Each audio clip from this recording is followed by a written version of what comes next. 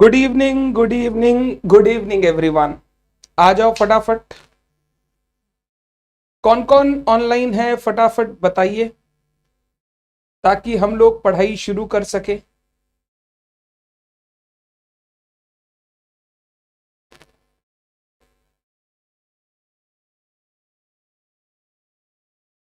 Shipra good evening.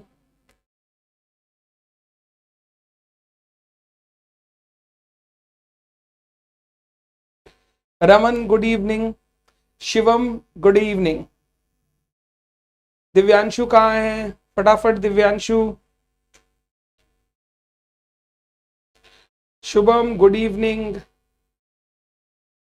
चलो, हम लोग इंडिया 16 पढ़ रहे थे और इंडिया 16 को कंटिन्यू करेंगे आज। आज हम लोग इंडिया 16 में जो पार्ट डिस्कस करेंगे वो लास्ट क्लास का कंटिन्यूएशन रहेगा, प्लस आज हम लोग इंडिया के सेकंड लेग पे इंटर करेंगे विच इज डेप्रीसिएशन के ऊपर। तो आज हमारा जो डिस्कशन रहेगा, जो लास्ट क्लास में हम लोग कॉस्ट मॉडल, रीवैल्यूएशन मॉडल पढ़ रहे थे उस पर, और नया डिस्कशन हम लोग स्टार्ट करेंगे डेप्रीसिएशन के ऊपर। आज की class will be very very very important. Next class में ये इंडेस हम लोग कंप्लीट कर देंगे, thereafter we'll go out to our next Ind AS. Done. चलिए, मैंने दो क्वेश्चन आपको होमवर्क दिए थे, दो क्वेश्चन। क्वेश्चन नंबर 8 होमवर्क दिया था आपको, आइए डिस्कस करते हैं। ABC Limited is setting up a new factory, new refinery outside the city limits. In order to facilitate the construction of the refinery and its operation, ABC Limited is required to incur expenditure on construction development of railway siding, roads and bridges. अपना factory का construction और उसका operation चालू करने के लिए कुछ railway sidings, road और ब्रिजेस को बनाना पड़ेगा एबीसी लिमिटेड को। दो ABC limited incurs the expenditure on the construction development, it will not have the ownership rights on these items. वो खर्चा कर रहा है, वो रोड बनाएगा, वो ब्रिजेस बनाएगा, वो सब कुछ बनाएगा, बट इसका ओनरशिप राइट एबीसी लिमिटेड के पास नहीं रहेगा। ओनरशिप गवर्नमेंट के पास रहेगा, जो पब्लिक वर्क्स डिपार्टमेंट है उसके पास रहेगा। It will not be with ABC limited and they are also available for use to other entities. ये दूसरे एंटिटीज को भी यूज के लिए अवेलेबल रहेगा। And public at large, whether ABC Limited can capitalize expenditure incurred on these items as property, plant, equipment? If yes, how should these items be depreciated and presented in the financial statement of ABC Limited as per Ind AS? Question बड़ा ही बढ़िया है। Question ने आपसे ये पूछा है कि बताइए, ये जो एंटिटी खर्चा कर रही है रोड्स बनाने के लिए, ब्रिजेस के लिए, रेलवे साइडिंग्स के लिए, क्या इन खर्चों को कैपिटलाइज किया जा सकता है as property, plant, equipment India 16 के हिसाब से?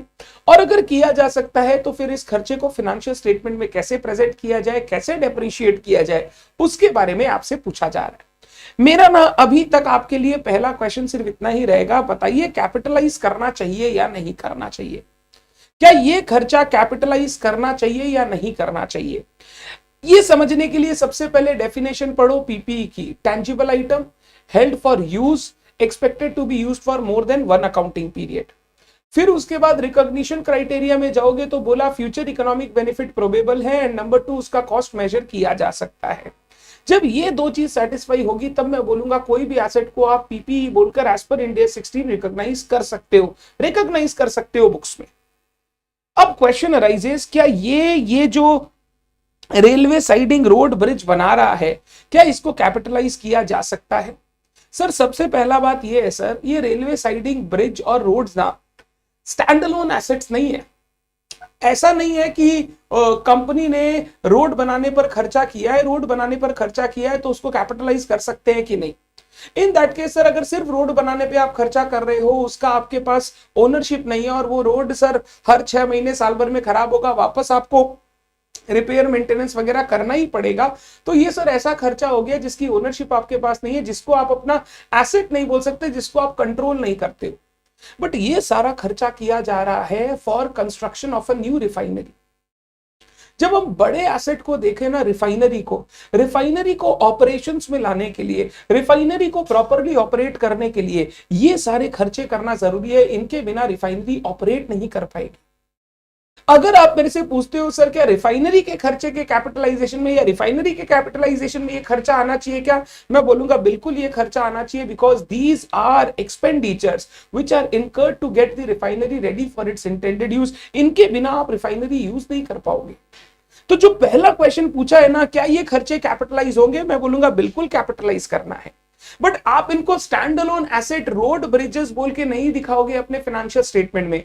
आपको रिफाइनरी के कॉस्ट के साथ ही कैपिटलाइज करना है, उसी के साथ डेप्रिशिएट करना है as per the useful life. जितना आप एक्सपेक्ट करते हो उससे बेनिफिट आएगा, उसके बेसिस पे आप डेप्रिशिएट करोगे, बट ये सारा का सारा रिफाइनरी के कॉस्ट में कैपिटलाइज होगा।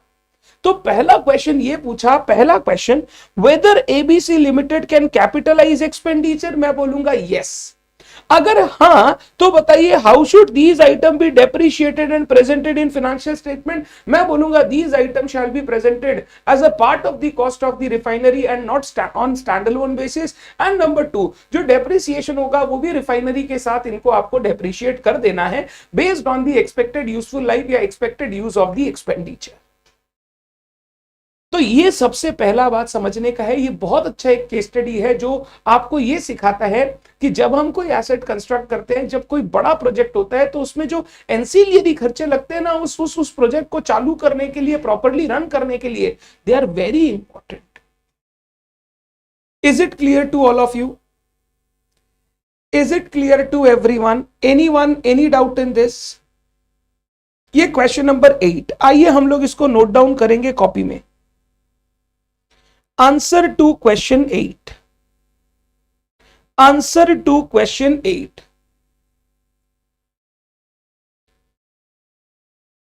As per Ind AS 16, as per Ind AS 16, PPE are tangible items that are held for use, that are held for use in business and are expected to be used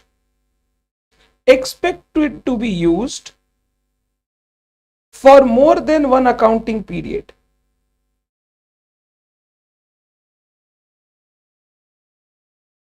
Full stop. Further, an expenditure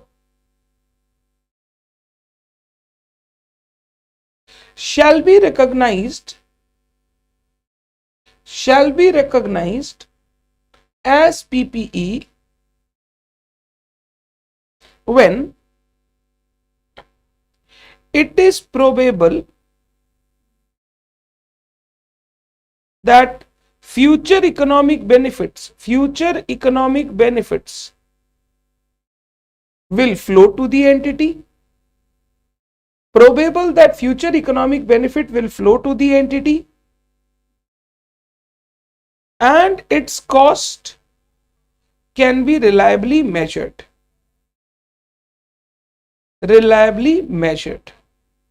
Full stop.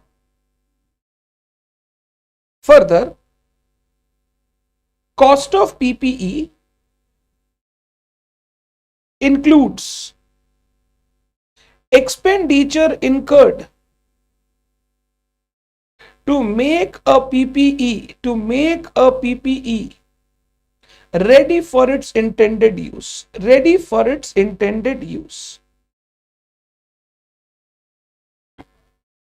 ये मैंने end S का provision लिख दिया। PP क्या होता है, कब खर्चे को पीपी रिकॉग्नाइज करना चाहिए, और पीपी के कॉस्ट में क्या क्या आता है। मेरे को सब कॉस्ट नहीं बताना, मेरे को मेन वही कॉस्ट बताना है जो खर्चे उस एसेट को इंटेंडेड यूज तक लाने के लिए जरूरी है। आगे, in the present case ABC limited has incurred expenditure for construction of roads, bridges, etc. for construction and operation of its new refinery. new refinery. Full stop. However, such roads, bridges, etc. will be available for use by other entities, and ownership of them and ownership of roads, etc. will not lie with ABC Limited, या will not belong to ABC Limited. ये मैंने case को समझाया, case में हुआ क्या है. As per Ind AS 16, the expenditure on roads and bridges are expenditures incurred to get refinery ready for its intended use, and so such expenditures shall be capitalized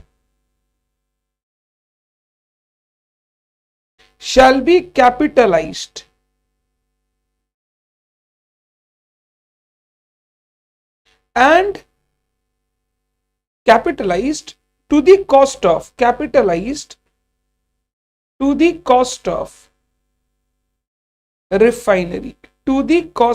refinery, full stop. In the financial statements, such expenditures shall be shown under the head PPE as cost of refinery and depreciated over the useful life of the asset.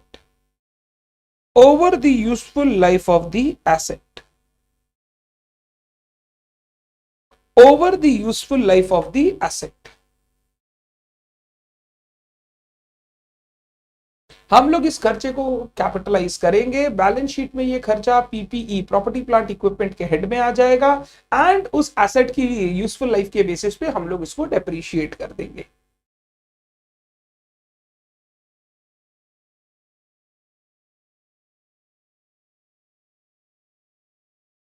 Stand alone capitalisation नहीं करेंगे. आपको roads, bridges asset बोल के दिखाई नहीं देंगे balance sheet में. आपको बैलेंस शीट में रिफाइनरी दिखाई देगा, और रिफाइनरी के कॉस्ट के अंदर ये खर्चा भी इंक्लूडेड रहेगा.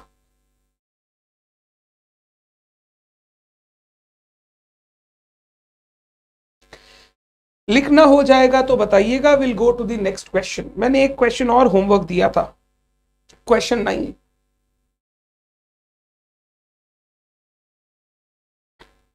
अब धीरे धीरे अकाउंटिंग स्टैंडर्ड्स के आंसर कैसे लिखते हैं वो आपको सीखना है, सो दैट आगे से आप खुद भी लिखने का कोशिश कर सको.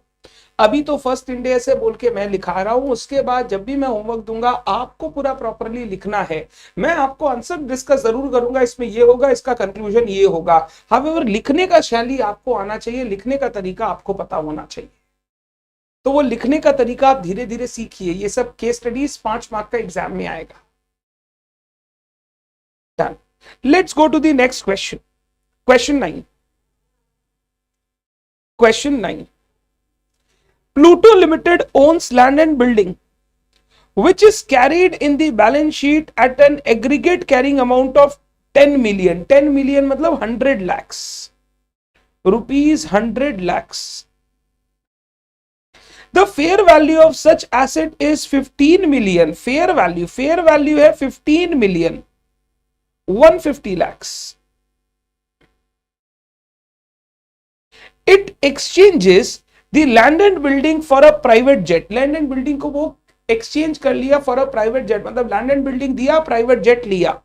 which has a fair value of 20 million. Private jet का फेयर वैल्यू 20 मिलियन है, 200 lakh, and page additional 3 million in cash, 30 lakh की कैश पे किया है, 30 लाख कैश पे किया। वो क्या दिया, कंपनी ने एक लैंड एंड बिल्डिंग दिया और एक दिया कैश, और इसके अगेंस्ट कंपनी को मिला प्राइवेट जेट। ठीक है, show the necessary treatment as per India 16 and pass journal entry for the transaction.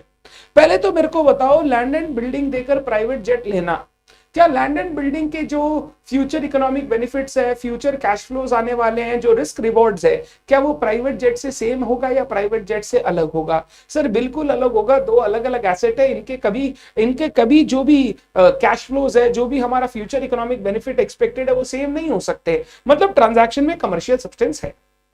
जब भी एक्सचेंज ट्रांजैक्शन होगा, सबसे पहले आप देखो ये ट्रांजैक्शन में कोई कमर्शियल सब्सटेंस है क्या? बिल्कुल कमर्शियल सब्सटेंस है सर। इन दोनों एसेट के जो कैश फ्लोज होंगे, इन दोनों एसेट का जो फ्यूचर इकोनॉमिक बेनिफिट होगा, वो बिल्कुल अलग अलग होगा, तो हम लोग बोलेंगे ट्रांजैक्शन में कमर्शियल सब्सटेंस है।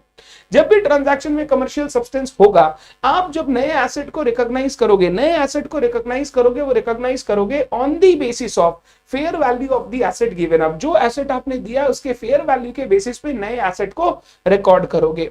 हमने लैंड एंड बिल्डिंग दिया, लैंड एंड बिल्डिंग का फेयर वैल्यू 15 लाख, 15 मतलब 150 लाख, और इसके साथ 3 लाख 30 मिलियन यानी 30 लाख कैश दिया, तो टोटल 180 लाख का कंसीडरेशन देके हमने जेट खरीदा है, तो हमारे लिए जेट का कॉस्ट हो गया 180 लाख।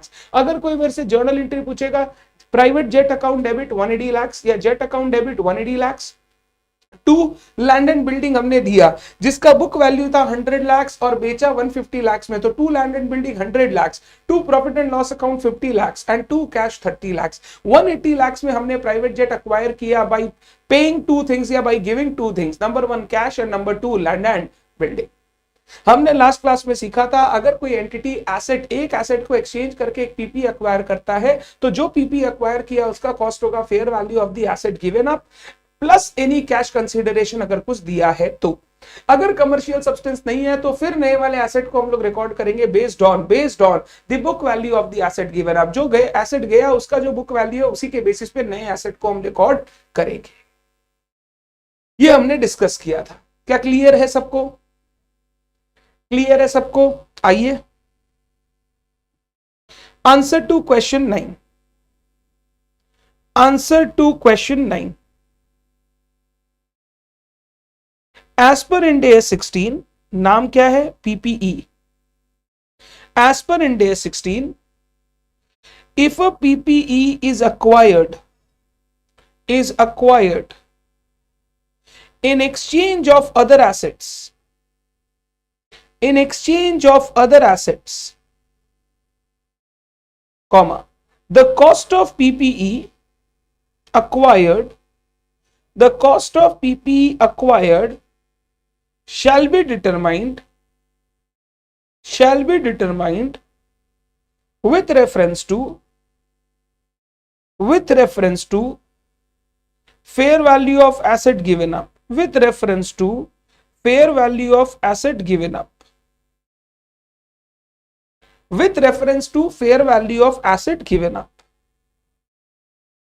full stop। इसमें एक चीज और लिख सकते हैं, fair value of asset given up if the transaction has commercial substance,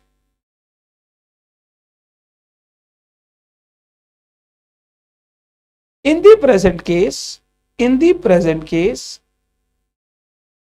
entity exchanges या has exchanged land and building for a private jet, full stop. The cost of the transaction has commercial substance, transaction में commercial substance है, as the cash flows and future economic benefits of private jet will be different from that of land and building, will be different from that of land and building. Full stop. So the cost of private jet acquired shall be recognized with reference to, short में लिखते हैं WRT, with reference to the fair value of land and building given up. So cost of jet is equal to ₹150 lakhs, ये land and building का fair value, plus ₹30 lakhs, ये cash दिया, ₹180 lakhs. तो sir जो jet का fair value था 200 लाख, वो मेरे काम का नहीं है, मेरे को तो 180 lakhs में मिला ना. मैंने हमेशा बोला कि कॉस्ट क्या होता है, जो आपके पॉकेट से कंसीडरेशन लगा. आपके पॉकेट से एक लैंड एंड बिल्डिंग गया और आपके पॉकेट से कैश गया, तो इन दोनों का आप वैल्यू टोटल कर लो, वही आपके लिए कॉस्ट ऑफ जेट है. भला ही कॉस्ट ऑफ जेट या fair value of jet 200 lakh क्यों नहीं है, मेरे लिए कॉस्ट 180 लाख रहेगा. जर्नल एंट्री अगर मैं करूं, journal jet account debit 180 lakhs to land and building, जब जाएगा हमेशा बुक वैल्यू. 100 लाख का लैंड एंड बिल्डिंग 150 lakhs में बिका तो 2 PL 50 lakhs, 2 bank 30 lakhs. 180 lakhs में मैंने खरीदा है जेट, जिसमें 150 lakhs is being paid by exchanging land and building and 30 lakhs is being paid in cash. ये जर्नल एंट्री देख लो, कोई डाउट है तो पूछो, लिख लो आराम से, हो जाए तो डन बोलना.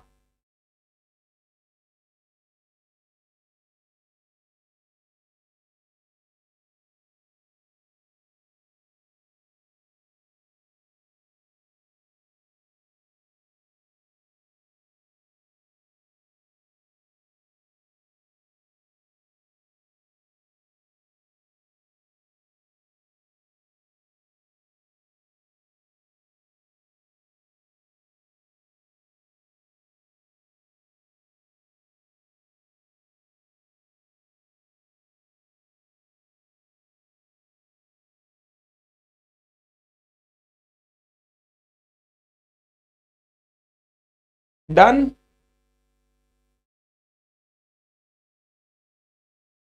चलिए आगे चलते हैं. नेक्स्ट क्वेश्चन, क्वेश्चन 10 पढ़ेंगे आप. Question 10, A limited purchased an aircraft at a price of, aircraft purchase किया at a price of 6300 crores that requires major inspection and overhauling every 4 years. हर 4 साल में मेजर इंस्पेक्शन ओवरहॉलिंग होगा. Major inspection बात किए थे. Subsequent expenditure, major inspection, ये capitalise करते हैं हम लोग, क्योंकि ये उस एसेट से फ्यूचर इकोनॉमिक बेनिफिट जनरेट करने के लिए इंपॉर्टेंट है. इनके बिना वो एसेट यूज ही नहीं कर पाएंगे आप, तो ये कैपिटलाइज होगा. जब भी कोई सब्सीक्वेंट एक्सपेंडिचर कैपिटलाइज करेंगे, अगर उसका कोई पुराना बुक वैल्यू बाकी है तो उसको पहले डी रिकॉग्नाइज करेंगे, हटाएंगे, फिर नया वाला खर्चा कैपिटलाइज करेंगे.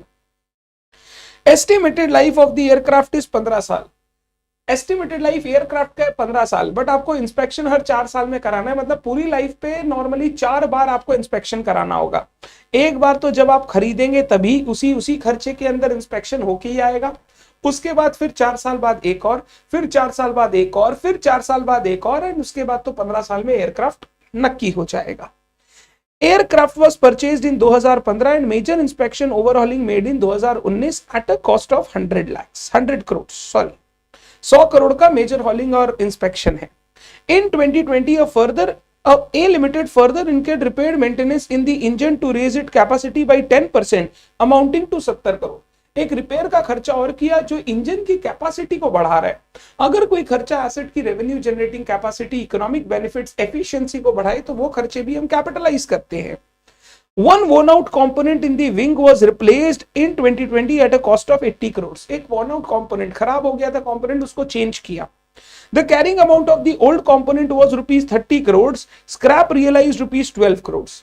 Find out the amount to be recognized as expense and an asset in 2019 and 2020 and also show the carrying amount. Carrying amount मतलब book value. The aircraft residual value is estimated at rupees 300 crore. Aircraft का residual value 300 crore दिया हुआ है। Sir carrying amount निकालने के लिए, book value निकालने के लिए तो डेप्रीसिएशन लगेगा। डेप्रीसिएशन का मेथड नहीं बताया है। जब नहीं बताया तो हम लोग एसएलएम यूज कर लेते हैं, स्ट्रेट लाइन मेथड। ठीक है, हम लोग स्ट्रेट लाइन यूज कर लेंगे। अभी देखो क्या हुआ, ध्यान से वापस एक बार क्वेश्चन को देखने का। 6300 करोड़ रुपए का मैंने फ्लाइट खरीदा, 15 साल का फ्लाइट का लाइफ है। हर 4 साल में मेजर ओवरहॉल रिपेयर करवाना पड़ता है, मेजर ओवरहॉलिंग वगैरह कराना पड़ता है, इंस्पेक्शन, जिसका चार्ज है 100 करोड़ रुपया। 2015 में हमने फ्लाइट खरीदा, 2019 में एक इंस्पेक्शन करवा लिया है 100 करोड़ का। 2020 में हमने एक फर्दर रिपेयर मेंटेनेंस कराया कैपेसिटी बढ़ाने के लिए, उसका लगा 70 करोड़। एक वन आउट कंपोनेंट था विंग का, उसको रिप्लेस किया 80 करोड़ रुपए में। कैरिंग अमाउंट कंपोनेंट का था 30 करोड़ और स्क्रैप रियलाइज हुआ 12 करोड़। ठीक है, find out the amount to be recognised as expense and an asset in 2019 and 2020। बोल रहा है ये जो खर्चा हुआ है 2019 और 2020 में, बताइए इसमें से कैपिटलाइज कौन कौन सा होगा, एसेट की तरह कौन रिकॉग्नाइज होगा और खर्चा कितना रिकॉग्नाइज होगा, आप बताइए ना। 2019 और 2020 में 3 खर्चे हुए। एक तो ये हुआ मेजर इंस्पेक्शन 100 करोड़ रुपए का, फिर 2020 में रिपेयर मेंटेनेंस हुआ to raise its capacity 70 crore का, फिर एक वन आउट कंपोनेंट भी हमने रिप्लेस किया, कॉस्ट 80 करोड़ का। 3 खर्चा हुआ, 3 एक्सपेंसेस। मेजर इंस्पेक्शन, नंबर 2 एक पार्ट हमने रिप्लेस किया टू इंक्रीज, या पार्ट हमने कुछ किया उसका repair maintenance to increase capacity, and number 3 worn out part को रिप्लेस किया। कौन कौन सा खर्चा कैपिटलाइज होगा एज एन एसेट एंड कौन कौन सा खर्चा एक्सपेंस की तरह रिकॉग्नाइज होगा 2019 एंड 2020 में, बताइए।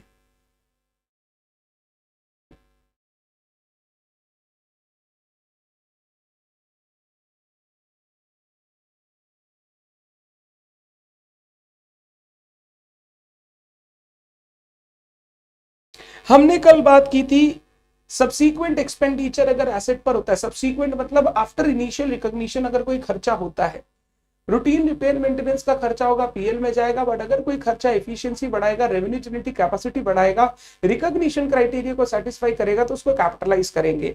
मेजर इंस्पेक्शन का खर्चा, कोई आपने मेजर ओवरऑल वगैरह किया है जो कैपेसिटी वगैरह बढ़ाएगा तो उस खर्चे को हम लोग कैपिटलाइज करेंगे। बट रूटीन रिपेयर मेंटेनेंस हो गया, वन आउट पार्ट का रिप्लेसमेंट हो गया, they shall be charge to PL. तो अब बताइए क्या करूं, आप वापस ये रीड कर सकते हो। कभी भी आपको लगता है ना सर भूल गए, तो हम लोग क्लास में नोट्स लिखते हैं, ये नोट्स को आप रीड कर सकते हो, ये नोट्स को रीड कर सकते हो, ये नोट्स आपको हेल्प करेंगे प्रॉब्लम से निकलने में। मेजर इंस्पेक्शन को कैपिटलाइज कीजिए बच्चे बोल रहे हैं, ठीक है। और बताइए सिर्फ एक कैपिटलाइज होगा 2019 का, और 2020 में 2 खर्चे हुए हैं, उनका क्या करूं।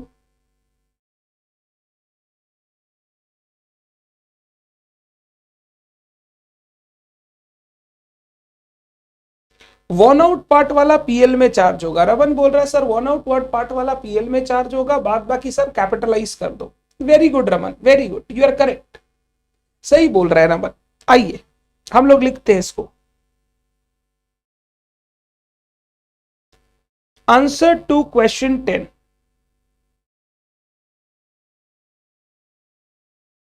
as per Ind AS 16, as per Ind AS 16, any subsequent expenditure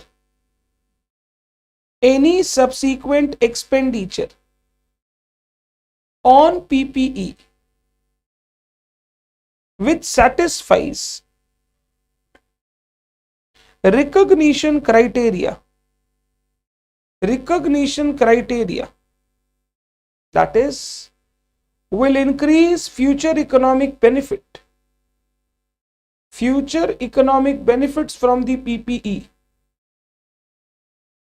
shall be capitalized.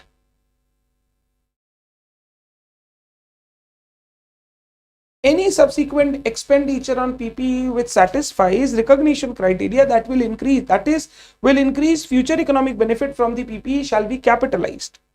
Other expenditures like routine repair maintenance, etc. shall be recognized as an expense in profit and loss account. Recognized as an expense in profit and loss account. Full stop. In 2019, expenditure incurred on major inspection rupees 100 crores shall be capitalized.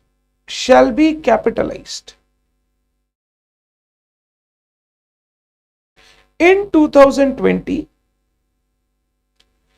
repairs worth rupees 70 crores in the engine to raise its capacity shall be capitalized. To raise its capacity shall be capitalized. Full stop. However, replacement of worn out part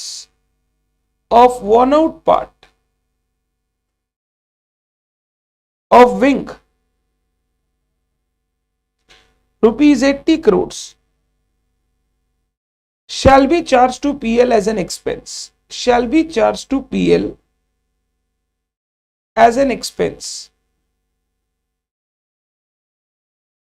As it is in the nature of routine repairs.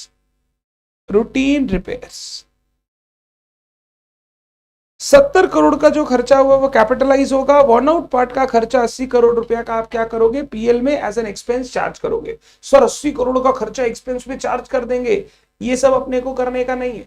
चाहे कितना ही बड़ा खर्चा हो, अगर वो खर्चा long term benefit नहीं देगा तो हम लोग उसको पीपी बोल के कैपिटलाइज नहीं कर सकते। तो ये जो वर्न आउट पार्ट का रिप्लेसमेंट है, ये रूटीन रिपेयर से सर ये होता है। खराब पार्ट खराब होता है तो चेंज करना पड़ता है, नहीं तो सर मशीन ही नहीं चला पाएंगे। तो ये वर्न आउट पार्ट का replacement shall be charge to PL, it shall not be capitalised. अब मेरे को आगे क्या पूछा है, ये तो पहला क्वेश्चन का पार्ट हो गया। Find the amount to be recognised as expense and asset in 2019-20। फिर बोल रहा है also show the carrying amount, book value निकालना है, book value carrying amount.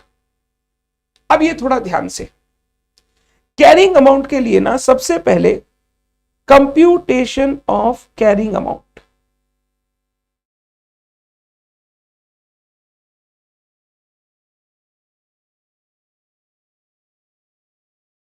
Computation of carrying amount एक मैं बांट दूंगा मेजर इंस्पेक्शन का खर्चा,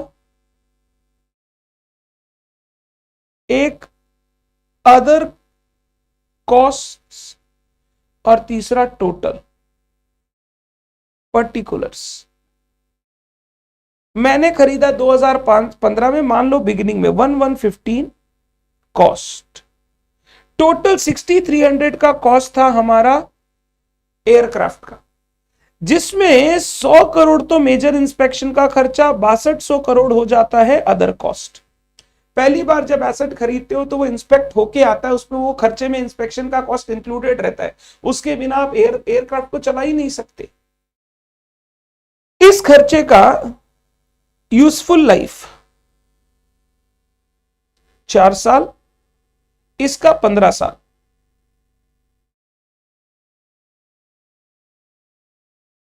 स्क्रैप वैल्यू नील, इसका 300 करोड़।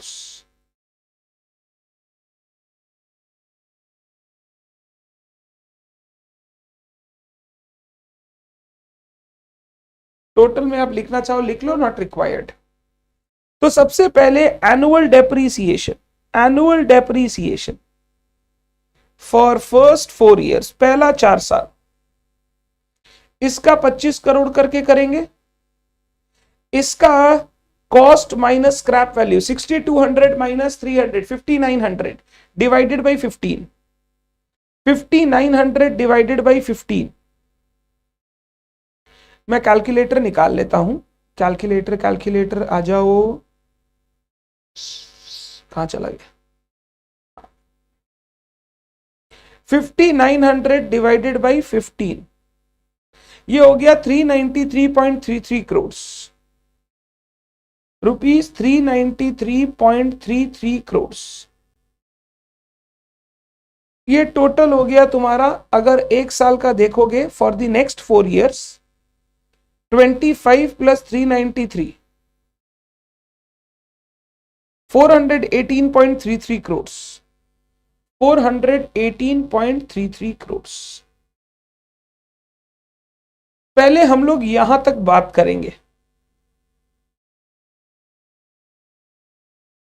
सर आपने 100 करोड़ को अलग क्यों किया? 100 करोड़ को इसलिए अलग किया क्योंकि बच्चा ये ऐसा खर्चा है जो हर चौथे साल लगेगा। तो जब इनिशियली एयरक्राफ्ट आपके पास आया होगा 6300 करोड़ आपका टोटल कॉस्ट है, उसमें 100 करोड़ पहला 4 साल का इंस्पेक्शन का खर्चा हो जाएगा और 6200 करोड़ मेरे फ्लाइट का खर्चा है। उसके बाद हर 4 साल बाद वापस मेरे को 100 करोड़ 100 करोड़ 100 करोड़ करके खर्चा करना पड़ेगा। तो 4 years हो गया इंस्पेक्शन के खर्चे का लाइफ और एयरक्राफ्ट का लाइफ हो गया बैलेंस 15 years।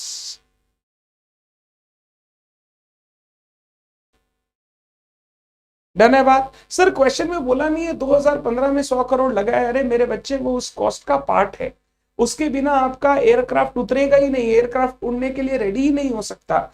जब आपने पहली बार जब खरीदा होगा तो उस समय वो पूरा इंस्पेक्शन होके ही आपके पास आया होगा, उसके बिना आप एयरक्राफ्ट यूज ही नहीं कर सकते।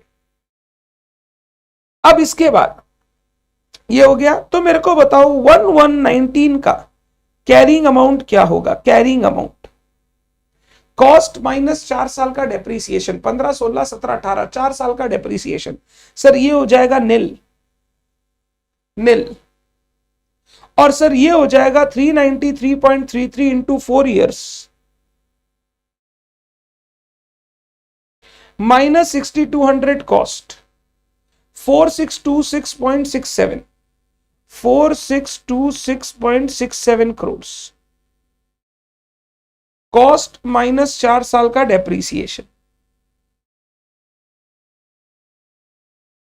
कॉस्ट माइनस 4 साल का डेप्रीसिएशन,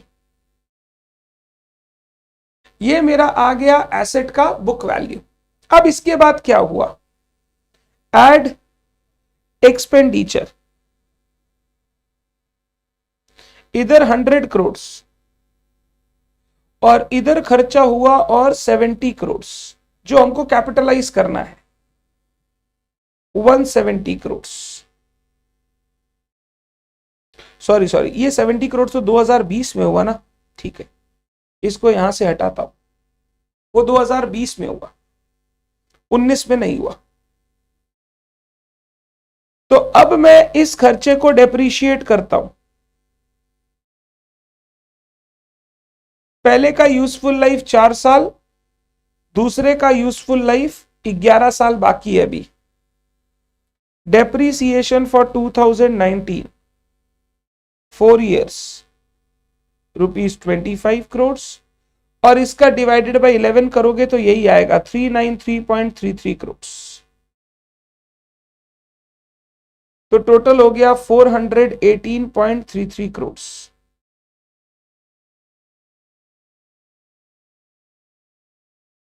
अब 1120 का कैरिंग अमाउंट आ गया। Carrying amount ₹75 crore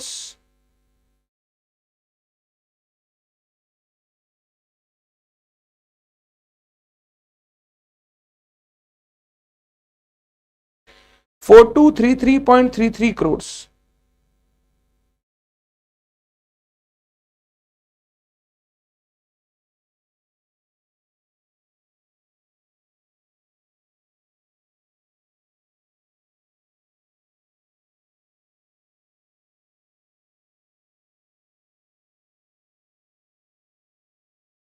add expenditure और खर्चा हुआ जो कैपिटलाइज करना है, इस पर तो कुछ नहीं, इस पर हो गया ₹70 करोड़। तो ये हो गया 75 करोड़, ये हो गया 4303.33 करोड़, ये हो गया 4378.33 करोड़। अब डेप्रीसिएशन इस पर 25 करोड़ वही रहेगा जो लास्ट ईयर था एसएलएम, इस पर हो जाएगा divided by 10 years, 4303.33 divided by 10 years, बचा हुआ 15 में 5 साल डेप्रीशिएट हो गया, 10 साल बचा है, तो 43.03, टोटल हो गया 68.03।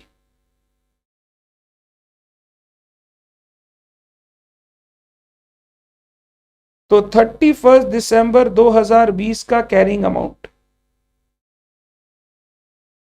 ₹50 crore,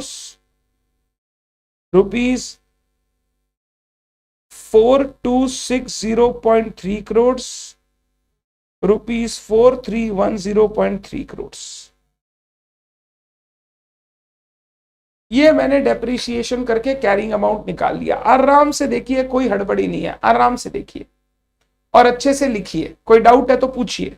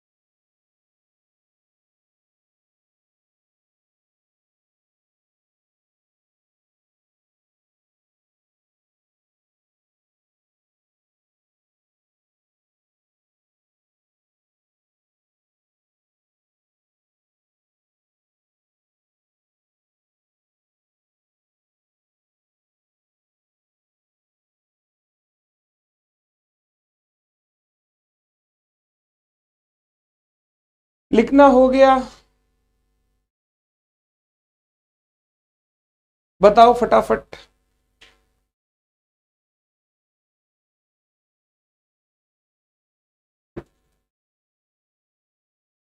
done डनाडन done.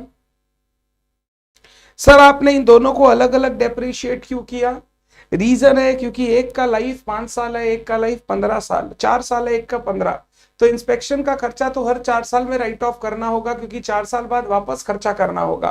But aircraft जो अदर बचा हुआ है वो तो आपका 15 साल चलेगा, उसको आप 15 साल में डेप्रिशिएट कीजिए। हम लोग पढ़ेंगे आज डेप्रिसिएशन में भी use component approach. Component approach क्या होता है? अगर एक एसेट के कॉस्ट में कई मेजर कॉम्पोनेंट्स पार्ट्स इंक्लूडेड है और इन कंपोनेंट्स पार्ट का यूजफुल लाइफ अलग अलग है, तो उस एसेट को एक लाइफ पर डेप्रिशिएट करने की बजाय हर कंपोनेंट को अपनी यूजफुल लाइफ के बेसिस पर डेप्रिशिएट करना is a correct measure of depreciation. ये पढ़ेंगे आज हम। एक बार कैलकुलेशन चेक कर लेना, कैलकुलेशन इज इंपॉर्टेंट ना, मेरे से गलती हो सकती है, I don't deny that. Calculation check कर लेना।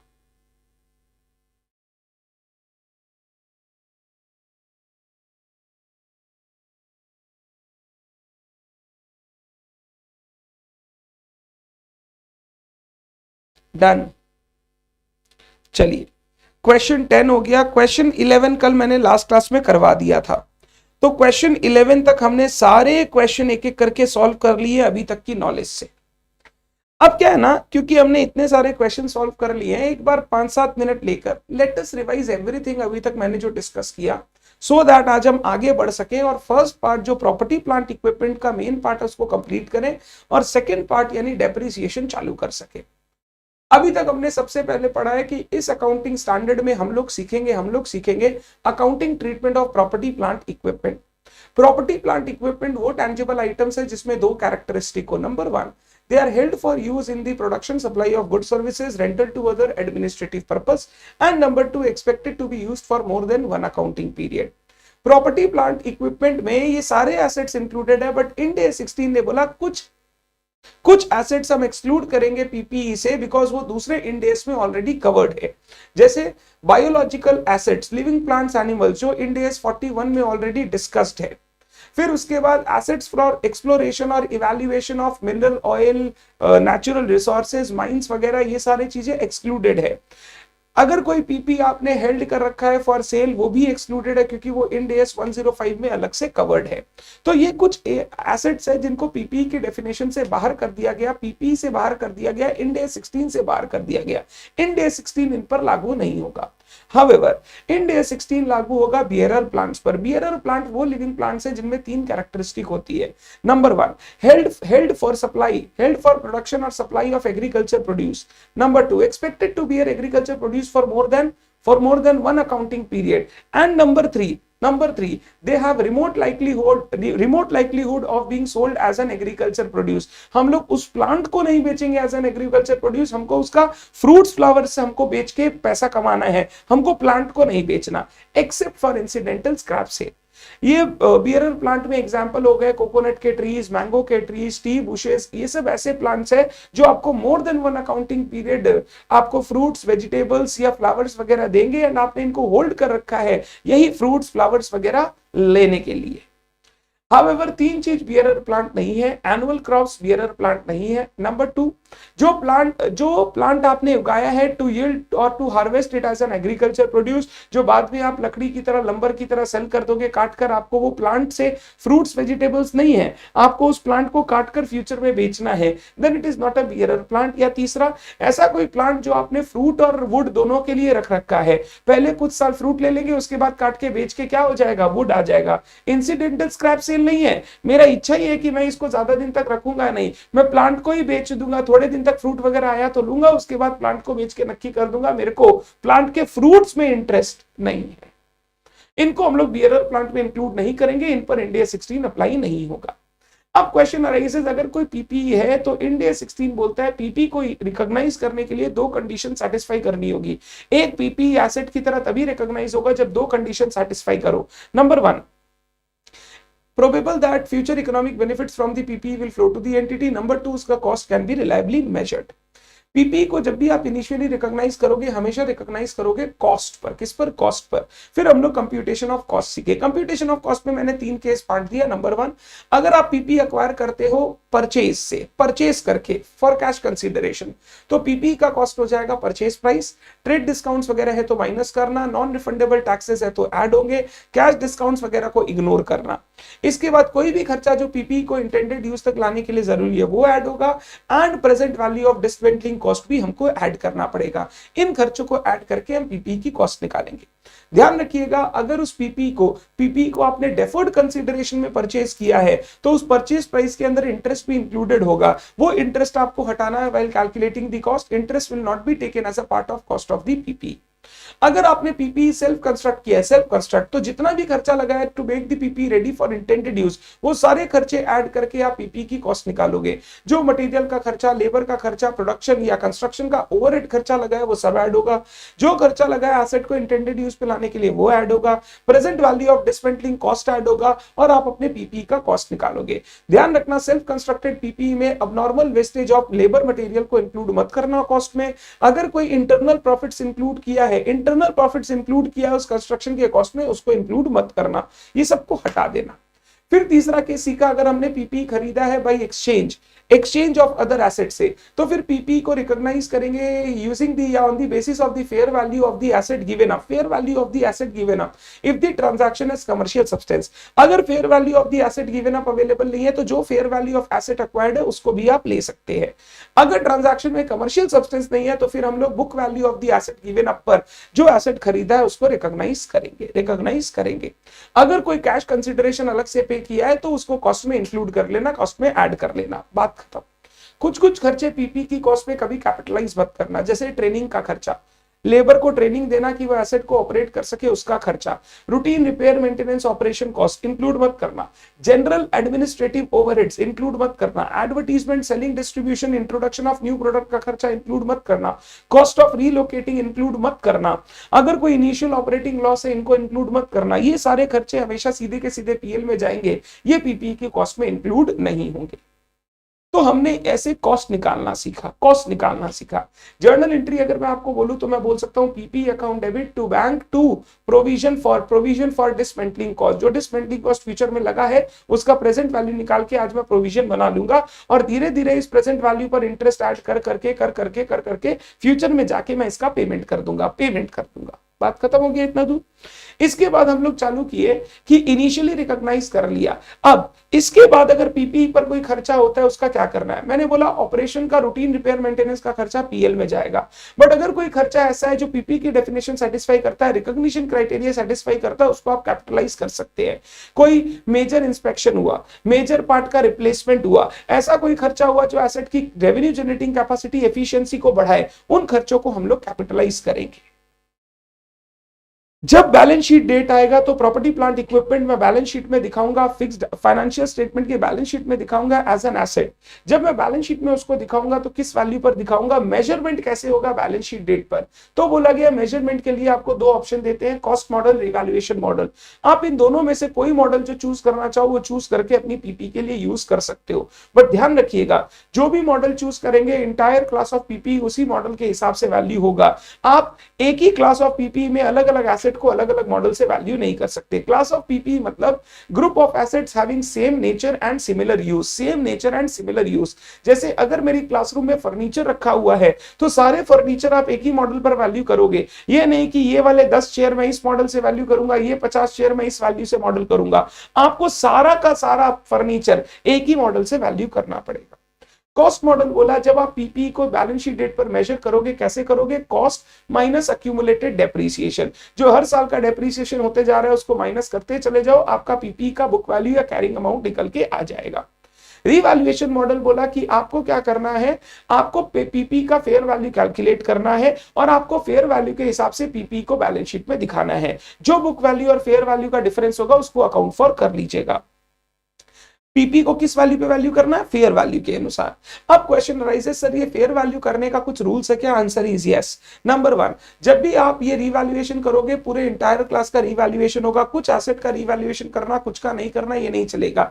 जब भी रिवैल्यूएशन होगा इंटायर क्लास का रिवैल्यूएशन होगा। नंबर 2, रिवैल्यूएशन जब भी करोगे वो मार्केट बेस्ड एविडेंस पे करना, through valuation through qualified independent valuer. Independent valuer वगैरह को बुला के वैल्यूएशन करना है, आप अपनी इच्छा से कोई भी वैल्यू नहीं दे सकते। अगर मार्केट बेस्ड एविडेंसेस अवेलेबल नहीं है तो हम लोग discounted cash flow technique use कर सकते हैं। उस एसेट से फ्यूचर में कितना बेनिफिट आएगा, कैश फ्लोज आएगा, वो डिटरमाइन करो और उनका प्रेजेंट वैल्यू निकाल के एसेट की फेयर वैल्यू निकाल लीजिए। फेयर वैल्यू जो आप कर रहे हो, रीवैल्यूएशन जो कर रहे हो, सफिशिएंट रेगुलरिटी के साथ करना, रेगुलरिटी के साथ, ताकि बुक वैल्यू और फेयर वैल्यू में लंबा चौड़ा डिफरेंस ना हो जाए। अगर कोई एसेट ऐसा है जो सिग्निफिकेंट वोलेटिलिटी एक्सपीरियंस करता है, जिसका प्राइस बहुत चेंज होता है, उसको एनुअली रिवैल्यू कीजिए। अगर कोई ऐसा एसेट है जिसमें इनसिग्निफिकेंट वोलेटिलिटी है, जिसका प्राइस कम फ्लक्चुएट करता है, तो उसको 3 से 5 साल में एक बार रिवैल्यू करेंगे तो भी चलेगा, हर साल रिवैल्यू करने का दरकार नहीं है। बट जब भी अगर 3 से 5 साल में रिवैल्यू करते हो तो जिस साल रिवैल्यू किया उस साल तो फेयर वैल्यू पे वैल्यू कर लिया, आगे के सालों में आपको नॉर्मल डेप्रिसिएशन प्रोवाइड करते चलना पड़ेगा, क्योंकि एसेट अगर हर साल यूज हो रहा है तो धीरे धीरे उसका वैल्यू डिप्लीट होगा।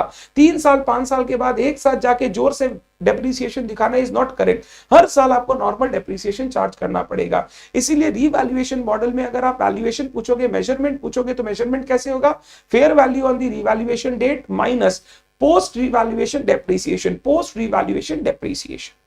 ये रिवैल्यूएशन का रूल था। फिर हम लोग रिवैल्यूएशन की अकाउंटिंग पढ़ रहे थे। अकाउंटिंग में मैंने बोला पहले फर्स्ट टाइम रिवैल्यूएशन, अगर एसेट को आप अपवर्ड रिवैल्यू कर रहे हो, एसेट की वैल्यू बढ़ा रहे हो, तो जो भी प्रॉफिट होगा वो जाएगा रिवैल्यूएशन रिजर्व में, PP account debit to revaluation reserve.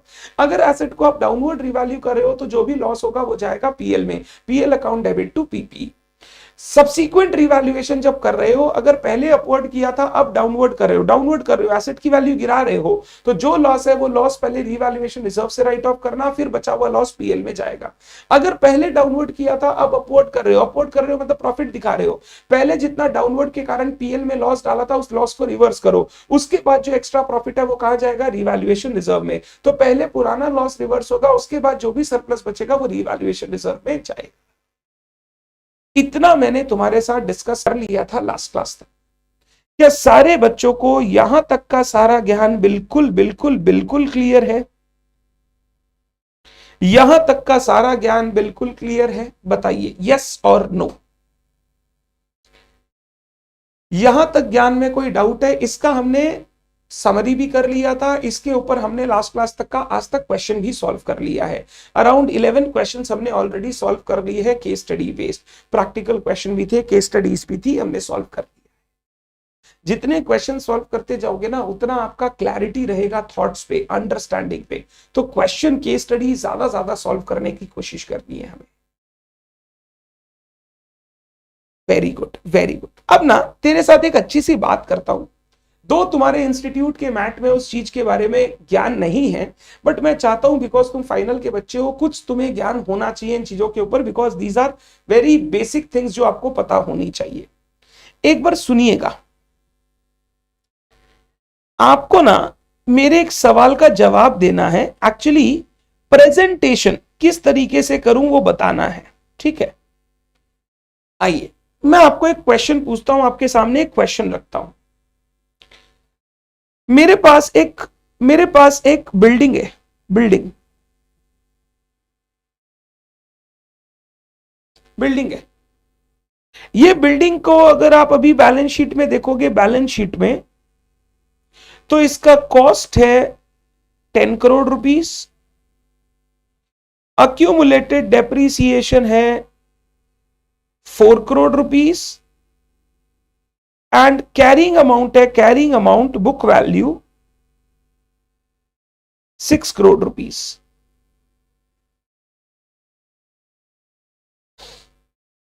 Balance sheet अगर मैं आपको बोलूं डेट 31 मार्च 2021, चलो 10 करोड़ का कॉस्ट, 4 करोड़ का डेप्रीसिएशन, 6 करोड़ का कैरिंग अमाउंट, ठीक है? ये अभी बैलेंस शीट में इसका ये वैल्यू अभी चल रहा है। 31 मार्च 2022 को मैंने इस मशीन को रीवैल्यू करने का सोचा, सॉरी बिल्डिंग को रीवैल्यू करने का सोचा। इसका फेयर वैल्यू अभी चल रहा है, fair value ₹8 crore. Fair value building का चल रहा है ₹8 करोड़। Fair value ₹8 crore. अब आप बताएं, अब आप बताएं, मैं इसको फेयर वैल्यू पे वैल्यू करना चाहता हूं। मतलब अगर 31 मार्च 2022 को आप मेरी बैलेंस शीट देखना चाहोगे तो बैलेंस शीट में कैरिंग अमाउंट में 8 करोड़ रुपीस दिखाऊंगा जो फेयर वैल्यू है। मैं इसका रीवैल्यूएशन कर रहा हूं, 8 करोड़ फेयर वैल्यू दिखाऊंगा। मेरा क्वेश्चन है कॉस्ट कितना दिखाऊं, अक्यूमुलेटेड डेप्रीसिएशन कितना दिखाऊं? मेरा क्वेश्चन आपसे ये है, एक बार क्वेश्चन को समझ लो। किसी को अगर क्वेश्चन में डाउट है तो मेरे से पूछो, पहले क्वेश्चन समझ लो।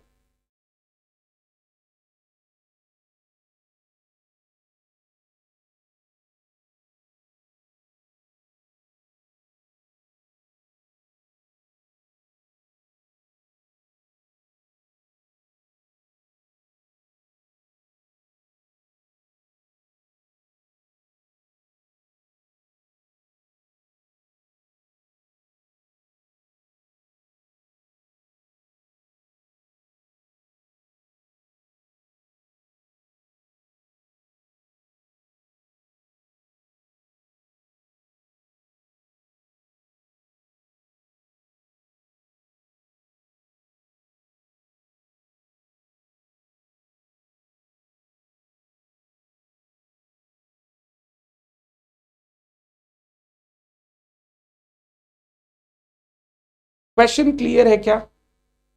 मैं आपसे पूछ रहा हूं, बताइए कैसे प्रेजेंट किया जाए इस एसेट को, कैसे प्रेजेंट किया जाए? How to present this asset now?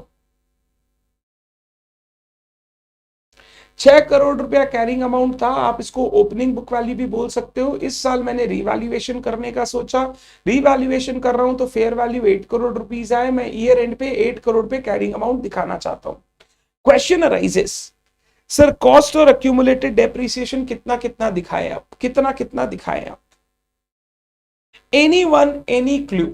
आप अगर कुछ भी बोल पाओ तो ठीक है, नहीं बोल पाओ तो बोलो सर आप बताइए सर क्या करना है, आप बताइए क्या करना है। ये सब कॉन्सेप्ट पता होना चाहिए। ये सब क्या है ना, एग्जाम में आज सच आपसे पूछा नहीं जाएगा, कॉन्सेप्ट की अंडरस्टैंडिंग होनी चाहिए कि क्या बात है।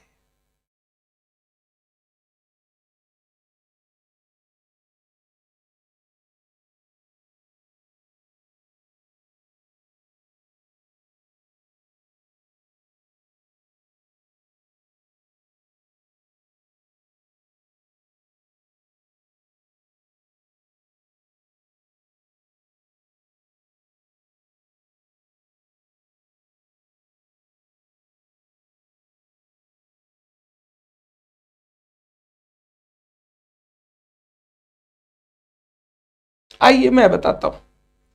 इन डे 16 बोला ये जो 2 करोड़ रुपया का गेन है, ये आप दो तरीके से प्रेजेंट कर सकते हो।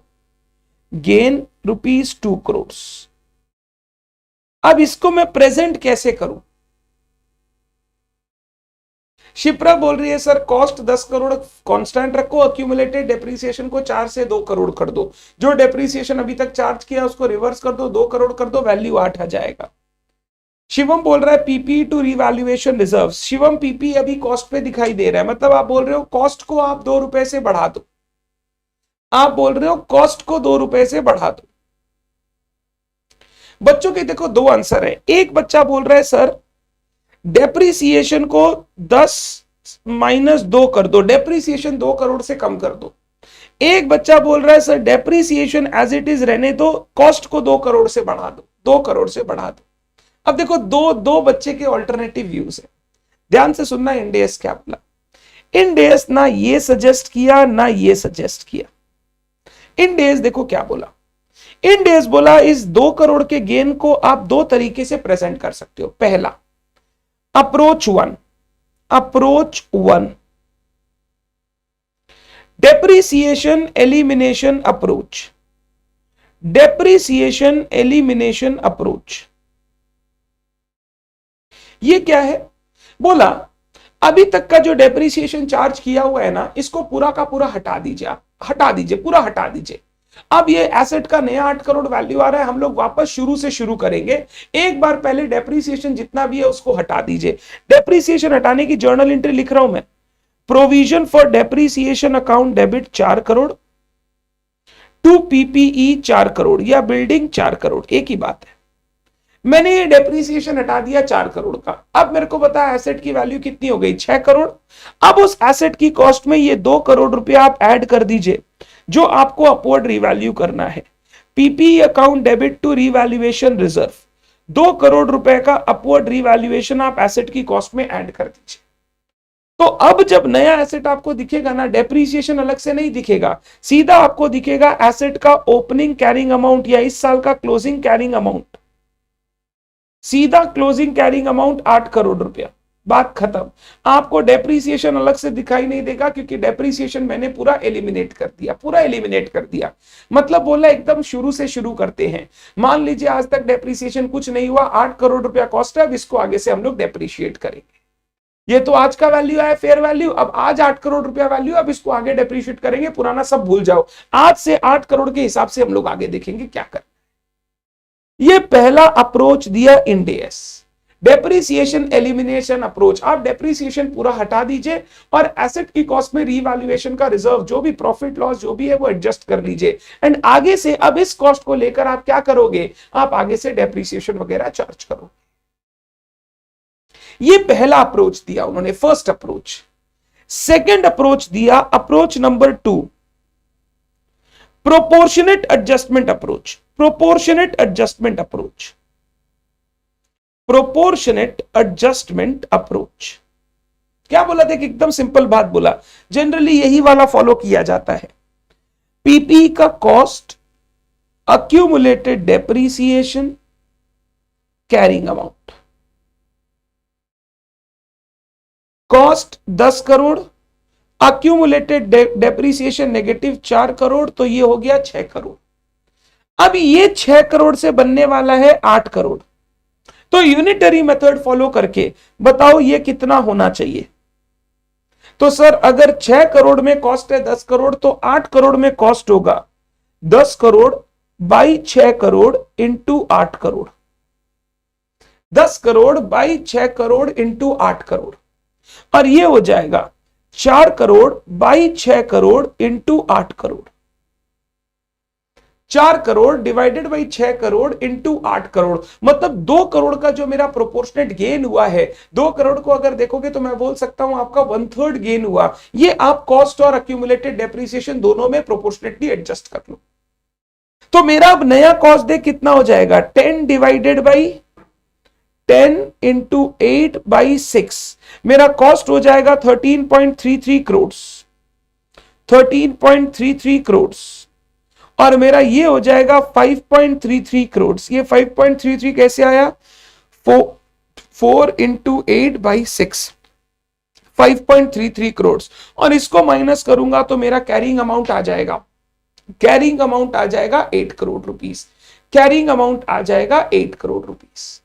बोला जो आपका 2 करोड़ रुपए का रिवैल्यूएशन गेन है, 2 करोड़ का गेन है, उसको प्रोपोर्शनेटली एडजस्ट कर दीजिए दोनों फिगर में, कॉस्ट में और अक्यूमुलेटेड डेप्रीसिएशन में, एंड अकॉर्डिंगली नया कॉस्ट और अक्यूमुलेटेड डेप्रीसिएशन कैलकुलेट कर लीजिए। 6 करोड़ का कैरिंग अमाउंट बढ़ के 8 करोड़ हो रहा है, मैं ऐसे बोल सकता हूं 1/3 का इंक्रीज है, 1/3, 2 करोड़ और 6 करोड़ 1/3 का, तो 10 करोड़ को 1/3 से बढ़ा लीजिए और 4 करोड़ के डेप्रीसिएशन को 1/3 से बढ़ा लीजिए। आप देखिए यही फिगर आपको देखने मिलेगा। अगर 10 करोड़ को 1/3 से बढ़ाओगे तो 3.33 बढ़ाना है, 4 करोड़ के 1/3 से बढ़ाओगे तो 1.33 बढ़ाना है, अकॉर्डिंगली 8 करोड़ रुपया आपका नया कैरिंग अमाउंट आ जाएगा। तो जब भी हम लोग ये रिवैल्यूएशन करके कैरिंग अमाउंट को चेंज करते हैं, जो प्रेजेंटेशन हम लोग करेंगे बैलेंस शीट में प्रेजेंटेशन, वो प्रेजेंटेशन ये 2 तरीके से हो सकता है। Presentation of the new carrying amount, presentation of the fair value, ये ऐसे इस तरीके से प्रेजेंट करना। पहला तरीका बोला डेप्रीसिएशन आज तक का पूरा एलिमिनेट कर दो, अब एसेट को नए सिरे से नई फेयर वैल्यू पे आ गया, इसको आगे से हम लोग डेप्रीशिएट करेंगे, अभी तक भूल जाओ। दूसरा बोला जो भी आपका फेयर वैल्यू गेन या लॉस है, रिवैल्यूएशन गेन या लॉस है, उसको प्रोपोर्शनेटली कॉस्ट और अक्यूमुलेटेड डेप्रीसिएशन में एडजस्ट कर लीजिए। क्या सारे बच्चों को दोनों बात क्लियर है? क्या यहां पे प्रेजेंटेशन देख कैसा होगा इसमें, अब नया कॉस्ट आ जाएगा 13.33 crore minus accumulated depreciation 5.33 crore, और इधर हो गया 8 crore carrying amount. Sir asset की कॉस्ट बढ़ाएंगे तो ऐसा नहीं लगेगा, ऐसा नहीं लगेगा सर कि नया एसेट खरीदा है। अरे रिवैल्यूएशन का मैं नोट दूंगा ना, मैं बोलूंगा ना कि रिवैल्यूएशन को हमने ऐसे एडजस्ट किया है, उसका डिस्क्लोजर दिया जाएगा प्रॉपर। दोनों आप यूज कर सकते हो, कोई प्रॉब्लम नहीं है, दोनों आर अलाउड, दोनों आर गिवन बाय इंडिया 16, दोनों चीज। एक में बोला रिवैल्यूएशन गेन लॉस को आप प्रोपोर्शनेटली एडजस्ट कर दो, एक में आपको बोला कि रिवैल्यूएशन गेन लॉस को पहले डेप्रीसिएशन एलिमिनेट करो, फिर आप एसेट की कॉस्ट से एडजस्ट कर दो। Is it clear all of you? Is it clear? ये आपके इंस्टीट्यूट की मैट में कहीं लिखा हुआ नहीं है, बस मेरे को ऐसा लगा कि एक बार समझा देता हूं सो दैट ये क्लियर रहे। अदरवाइज ये सब चीज पे ना बच्चे जनरली ध्यान ही नहीं देते कि ठीक है दिखा देंगे क्या है। बच्चे बोलते हैं 6 करोड़ से 8 करोड़ हो गया, आगे का आगे देखिए, मतलब बच्चे फर्स्ट वाला ज्यादा प्रेफर करते हैं कि 6 करोड़ कैरिंग अमाउंट भूल जाओ, 8 crore carrying amount next year से देखेंगे क्या करना है। डन। लिखेंगे तो अपनी इंस्टीट्यूट अपने अपने बुक में भी आप लिख सकते हो, बुक में आपके पास जगह होगी अच्छी खासी, मेरी जगह भर जाती है क्योंकि मेरा थोड़ा लिखाई बड़ा है, आपके पास जगह होगा। अकाउंटिंग के बाद पॉइंट नंबर सी लिखो, presentation. Point number C, presentation.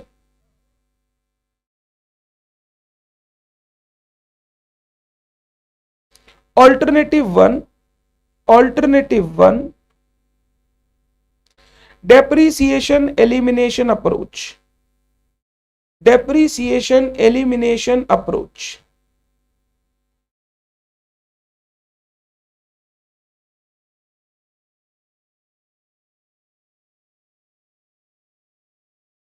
The accumulated depreciation till date, that is before revaluation,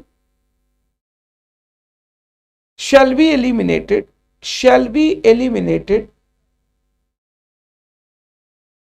against cost of PPE, eliminated against cost of PPE, and then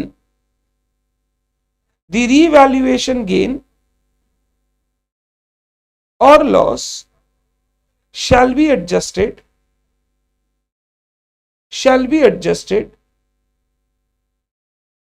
to the cost of the PPE, to the cost of the PPE या carrying amount of the PPE, to the carrying amount of the PPE.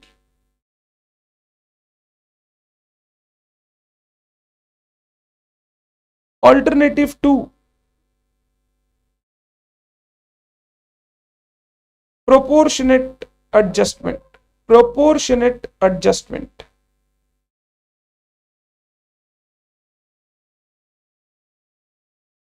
The revaluation gain or loss shall be adjusted proportionately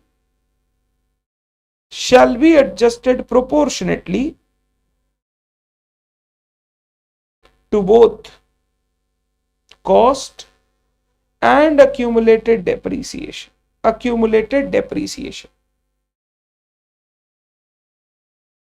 लिखो refer example in copy. Page number आप अपना अपना लिख लेना, copy page dash, refer example in copy page dash, page number अपना अपना लिख लेना।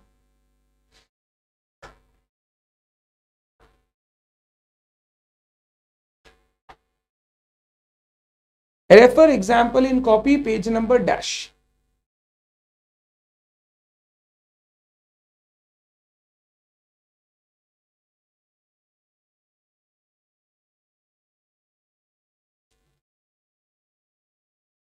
एग्जाम्पल लिखेंगे आप लोग सारे बच्चे, एग्जाम्पल।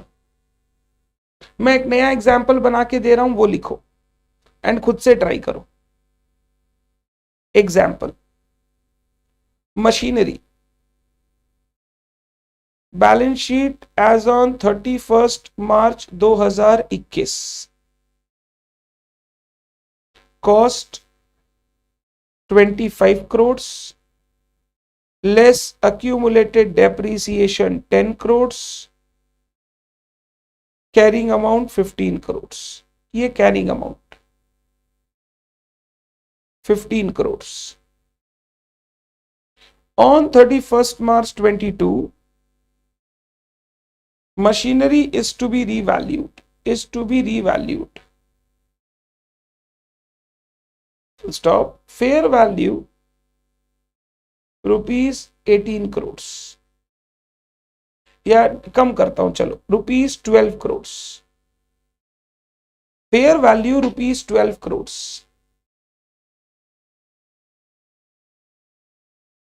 अब आंसर, ऑल्टरनेटिव 1,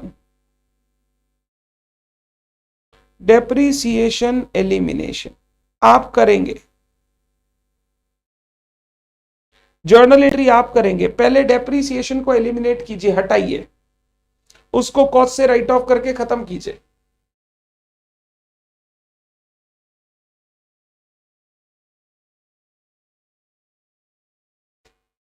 ट्राई कीजिए।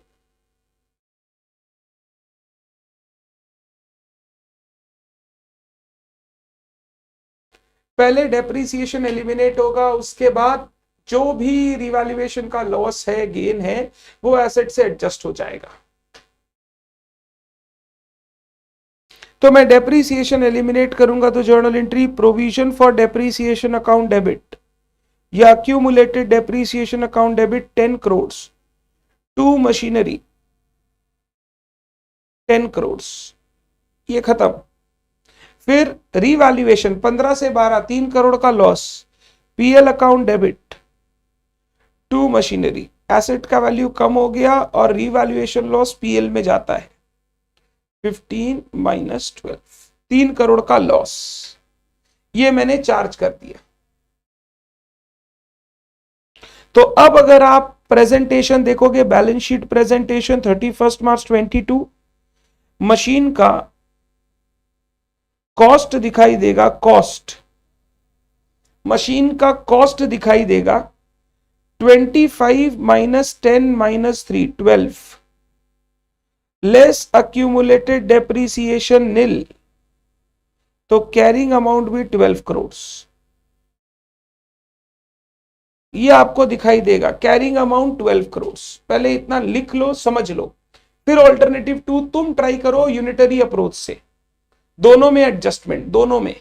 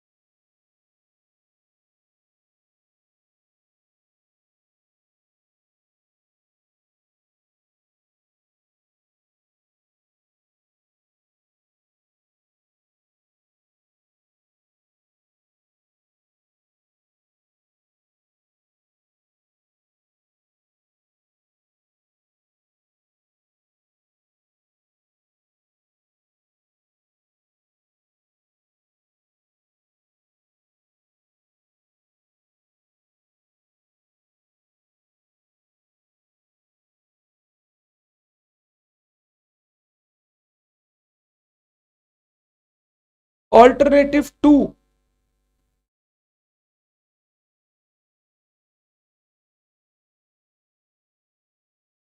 पीपी का cost less accumulated depreciation carrying amount.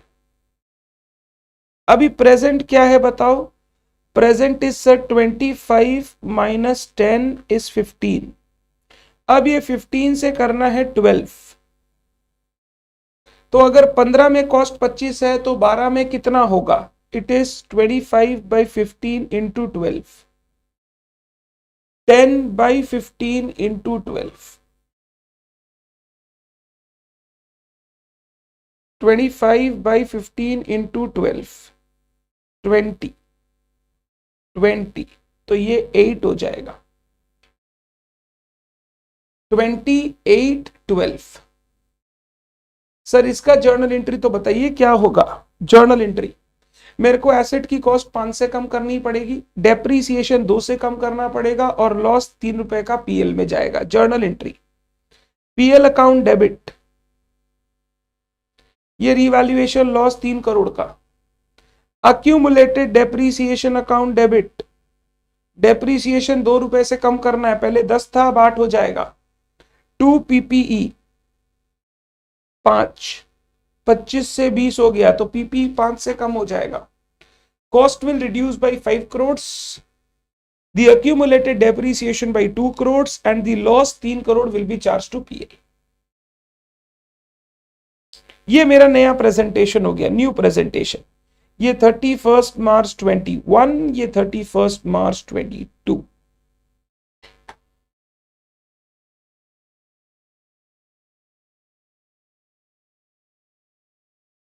Is it clear all of you?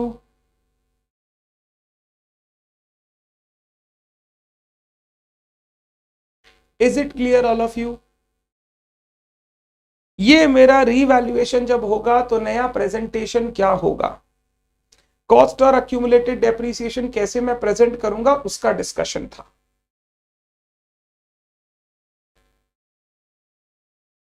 Clear है सर? यहां तक बिल्कुल क्लियर। अब रीवैल्यूएशन में मेरा बचा लास्ट पॉइंट। लास्ट पॉइंट मैंने रीवैल्यूएशन का रूल समझा दिया, रीवैल्यूएशन का मैंने अकाउंटिंग समझा दिया, रीवैल्यूएशन का प्रेजेंटेशन समझा दिया। अब ट्रीटमेंट ऑफ रीवैल्यूएशन सरप्लस या रीवैल्यूएशन रिजर्व। ये जो रीवैल्यूएशन रिजर्व अभी आपने क्रिएट किया, अब इसका आगे क्या करना है? क्या सर ये ऐसे ही पड़ा रहेगा कि सर इसको कुछ करना है? समझाइए, ध्यान से सुनना। अगर कोई रीवैल्यूएशन रिजर्व आपने क्रिएट किया है एसेट को अपवर्ड रीवैल्यू करके, इस रीवैल्यूएशन रिजर्व को फ्यूचर में दो तरीके से ट्रीट कर सकते हो, दो तरीके से ट्रीट कर सकते हो। पहला तरीका, हर साल रीवैल्यूएशन, हर साल रीवैल्यूएशन रिजर्व से थोड़ा थोड़ा अमाउंट हम लोग निकालकर रिटेन्ड अर्निंग्स में, पीएल में नहीं, रिटर्न्ड अर्निंग्स रिजर्व, आप जनरल रिजर्व बोल लो, आप पीएल अकाउंट का बैलेंस बोल लो, जो बैलेंस शीट में दिखाई देगा, हर साल रीवैल्यूएशन रिजर्व से थोड़ा थोड़ा अमाउंट निकालकर हम रिटेन्ड अर्निंग्स में ट्रांसफर करते जाएंगे to match the excess depreciation arising out of upward revaluation of asset. मैंने मान लो 10 करोड़ के एसेट को 12 करोड़ पर रीवैल्यू किया है। अब 12 करोड़ पर रीवैल्यू करने के कारण जो आगे से डेप्रिसिएशन है वो डेप्रिसिएशन इंक्रीज करेगा as compare to normal depreciation which we would have provided. मान लो पहले 10 रुपया का 1-1 रुपया करके डेप्रिसिएशन होता था, तो अब 1.2 करके डेप्रिसिएशन करना होगा। तो 0.2 हर साल excess depreciation there will be charge in profit and loss account due to upward revaluation. जो पीएल में डेप्रिसिएशन चार्ज हो रहा है वो तो आप करोगे ही, उतना ही इक्विवेलेंट अमाउंट रीवैल्यूएशन रिजर्व से आप हर साल रिटेन्ड अर्निंग्स में ट्रांसफर करोगे। पीएल में ट्रांसफर नहीं कर सकते। पीएल में ट्रांसफर क्यों नहीं कर सकते? क्योंकि ये जो रीवैल्यूएशन सरप्लस है ये अनरियलाइज्ड है, ये पीएल में नहीं जाएगा। बोला गया रीवैल्यूएशन रिजर्व जो है ना वो अदर कंप्रिहेंसिव इनकम में हम लोग दिखाते हैं और ये नॉन रिक्लासिफाइबल है। मैं इसके ऊपर डिस्कशन करूंगा। नॉन रिक्लासिफाइबल मतलब ये प्रॉफिट कभी भी अब पीएल में नहीं दिख सकता, ये प्रॉफिट यहीं दिखेगा या फिर सीधा दूसरे रिजर्व में जाएगा। ये प्रॉफिट एंड लॉस अकाउंट में कभी नहीं आएगा। इसको हम लोग बोलते हैं non reclassifiable. It can not be reclassified to PL, it will directly be adjusted again retained earnings, it will never go to PL. तो जो मेरा अपवर्ड रिवैल्यूएशन के कारण एक्सेस डेप्रिसिएशन हो रहा है उतना ही अमाउंट हर साल मैं रिवैल्यूएशन रिजर्व से ट्रांसफर करूंगा to retained earnings. This will not be done through PL. ये डायरेक्ट एक रिजर्व से दूसरे रिजर्व में ट्रांसफर होगा। इसको कभी भी पीएल में नहीं दिखाएंगे, statement of profit and loss में कभी भी नहीं दिखाएंगे। दूसरा, रिवैल्यूएशन रिजर्व को ऐसे ही पड़े रहने दो, कुछ करने का जरूरत नहीं है। अगर फ्यूचर में कभी डाउनवर्ड वगैरह रीवैल्यू हुआ तब तो वो उससे एडजस्ट होकर खत्म हो जाएगा। अगर नहीं हुआ तो जिस दिन हम लोग एसेट को डिस्पोज करेंगे, डी रिकॉग्नाइज करेंगे, उस दिन ये रीवैल्यूएशन रिजर्व एक साथ हम लोग ट्रांसफर कर देंगे रिटेन्ड अर्निंग्स में।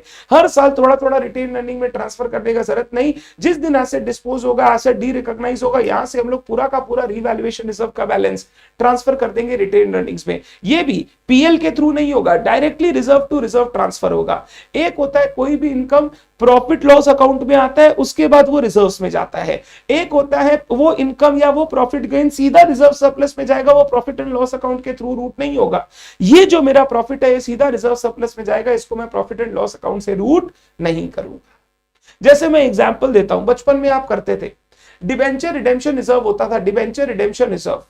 जब डिबेंचर रिडेम्पशन हो जाता था कंप्लीट, उसके बाद डिबेंचर रिडेम्पशन रिजर्व को हम लोग जनरल रिजर्व में सीधा ट्रांसफर करते थे। हम लोग उसको पीएल में वापस नहीं ट्रांसफर करते थे, वो सीधा एक रिजर्व से दूसरे रिजर्व में जाएगा, वो कभी भी पीएल में दिखाई नहीं देगा। क्योंकि पीएल में कोई चीज दिखाई देता है ना तो स्टेक होल्डर को लगता है कंपनी ने इनकम कमाया है, जबकि कंपनी ने इनकम नहीं कमाया है। ये वही अनरियलाइज्ड प्रॉफिट है जो पहले था, अब उसको रिवर्स करके खत्म कर रहे हैं। तो ध्यान रखना, रीवैल्यूएशन रिजर्व एक बार बुक्स में आ गया, उसको दो तरीके से ट्रीट कर सकते हो। हर साल थोड़ा थोड़ा रीवैल्यूएशन रिजर्व का पोर्शन हम लोग रिटेन्ड अर्निंग में ट्रांसफर करेंगे। कितना सर? जितना एक्सेस डेप्रिसिएशन चार्ज हो रहा है because of revaluation, upward revaluation of the asset, उतना। दूसरा, रीवैल्यूएशन रिजर्व को एज इट इज रख लो, जिस दिन एसेट को डी रिकॉग्नाइज करोगे उस दिन रीवैल्यूएशन रिजर्व को पूरा का पूरा रिटेन्ड अर्निंग में ट्रांसफर कर देना। जर्नल एंट्री यही होगा, revaluation reserve account debit to retained earnings. Entry यही होगा, एक में धीरे धीरे ट्रांसफर कर रहा हूं, एक में सीधा डिस्पोज डी रिकॉग्नाइज होगा तभी ट्रांसफर करूंगा। दोनों में कोई भी मेथड आप सेलेक्ट कर सकते हो, कोई प्रॉब्लम नहीं है, एंटिटी के ऊपर दिया गया है। सर फर्स्ट वाला ज्यादा अच्छा लग रहा है, थोड़ा मैचिंग चल रहा है सर। जितना हायर डेप्रिसिएशन हुआ बेकार का ड्यू टू रीवैल्यूएशन, उतना हम लोग क्या कर रहे हैं, उतना रिटेन्ड अर्निंग्स में वापस ट्रांसफर करते हैं। आपको फर्स्ट वाला करना है फर्स्ट वाला करो, सेकंड वाला करना है सेकंड वाला करो, आपके पास दोनों ऑप्शन है। बस जो भी करोगे पीएल के थ्रू नहीं होगा, हमेशा रिजर्व टू रिजर्व ट्रांसफर होगा। कभी भी पीएल के थ्रू ये वाला गेन आप रूट नहीं करेंगे। पढ़ते हैं case 1, a portion of revaluation surplus may be transferred to revenue reserve. Revenue reserve मतलब retained earnings to the extent of extra depreciation due to upward revaluation of asset. Asset का upward revaluation होने के कारण जो extra depreciation जा रहा है उतना ही हम अमाउंट हर साल revaluation reserve से retained earnings में ट्रांसफर करेंगे। Case 2, the balance of revaluation surplus may be transferred fully to revenue reserve when the PP is derecognized, that is retire or dispose. जिस दिन PP को derecognize करोगे, book से हटाओगे, उस दिन पूरा का पूरा एक साथ ट्रांसफर कर देना। Note, the transfer to retained earnings is not made through the statement of profit and loss. मैं इसको पीएल में डाल के रिजर्व में नहीं ले जाऊंगा, सीधा रिजर्व टू रिजर्व ट्रांसफर होगा। पीएल में ये कहीं आपको दिखाई नहीं देगा। ये चीज बोला, रीवैल्यूएशन रिजर्व को आप कैसे ट्रीट करोगे आगे। तो एक तो हो गया सर, अगर रीवैल्यूएशन रिजर्व मेरे पास है, फ्यूचर में कभी भी डाउनवर्ड रीवैल्यूएशन होगा तो पहले मैं रीवैल्यूएशन रिजर्व को राइट ऑफ करूंगा, फिर पीएल में लॉस जाएगा। एक तो वो हो गया। दूसरा, अगर ऐसा नहीं हो रहा है तो रीवैल्यूएशन रिजर्व का क्या करना है वो बताया। दो केस है, आप दोनों में कोई भी यूज कर सकते हो, नॉट अ प्रॉब्लम। बट जब भी करोगे पीएल के थ्रू ट्रांसफर नहीं होगा रीवैल्यूएशन रिजर्व, वो हमेशा डायरेक्टली रिटेन्ड अर्निंग्स में जाएगा। क्लियर है क्या बात? डन है बात? आइए, treatment of revaluation reserve, last point D, treatment of revaluation reserve। मैंने रीवैल्यूएशन में आपको 4 चीज सिखाई। पहला, रूल्स फॉर रीवैल्यूएशन। दूसरा, हम लोग बात की अकाउंटिंग फॉर रीवैल्यूएशन। तीसरा, हम लोग बात की प्रेजेंटेशन इन बैलेंस शीट। चौथा, हम लोग बात कर रहे हैं अब रीवैल्यूएशन रिजर्व का इसके बाद क्या करना है। 2 अल्टरनेटिव दिया गया है आपको। Every year a portion of revaluation reserve shall be transferred to retained earnings,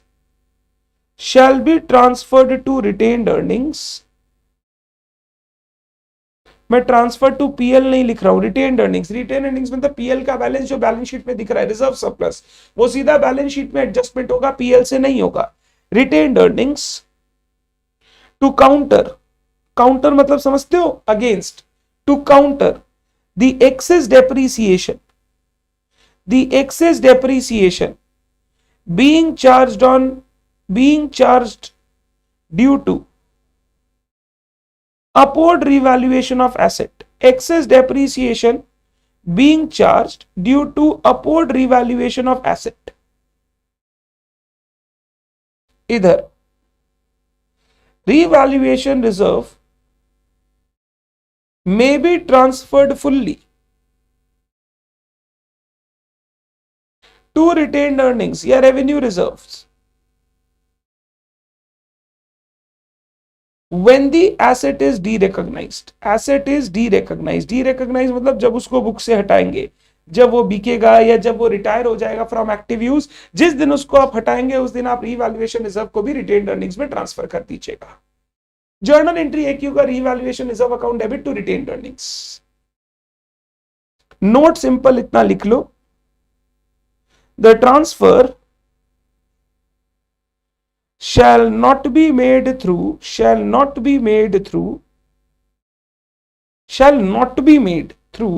statement of profit and loss.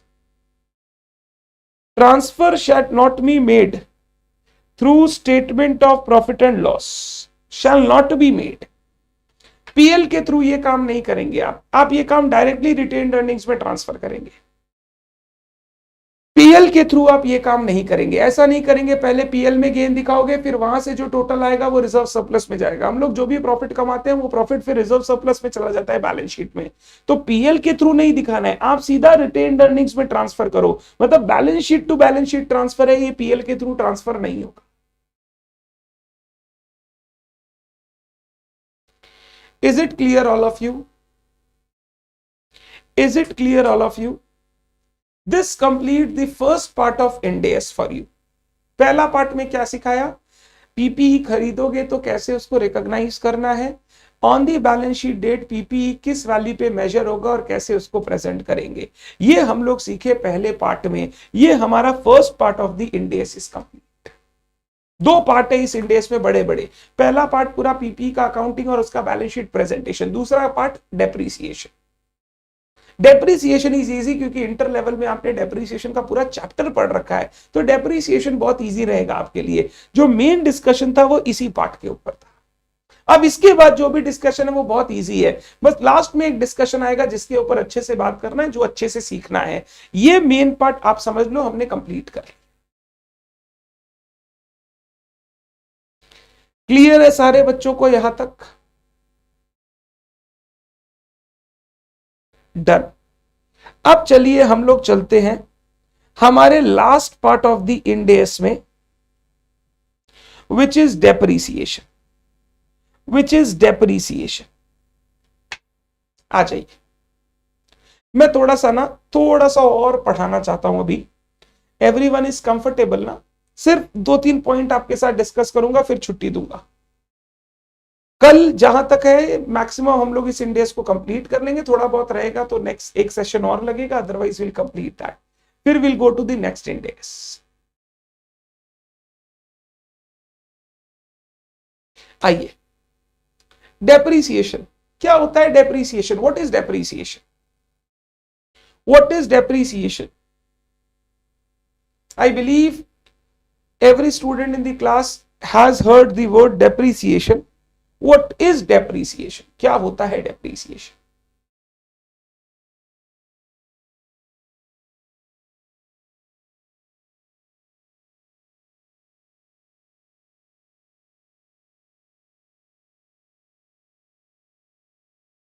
What is depreciation?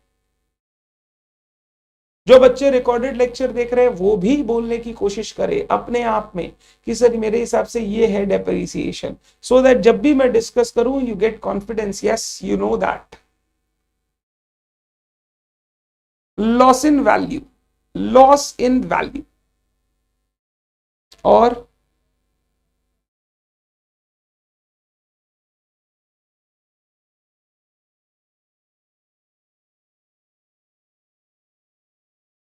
Loss in value of asset, Raman बोल रहा है, और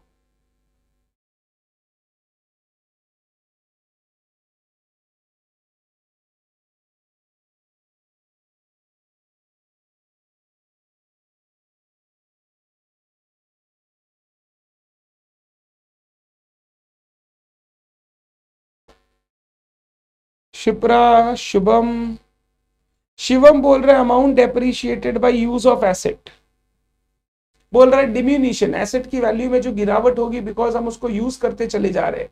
अगर सर किसी एसेट को यूज करते चले जाएंगे तो उसका वैल्यू कम होते चला जाएगा सर, क्योंकि एसेट का एक लिमिटेड लाइफ है सर, जितना आप यूज करोगे उतना उसका वैल्यू डिप्लीट होगा। एक बार ऐसा टाइम आएगा जब आपको एसेट उठाकर बेचना पड़ेगा या हटाना पड़ेगा, स्क्रैप करना पड़ेगा। सर कोई भी एसेट जीवन काल तक नहीं चल सकता। और शिप्रा, दिव्यांशु, शुभम, बताइए।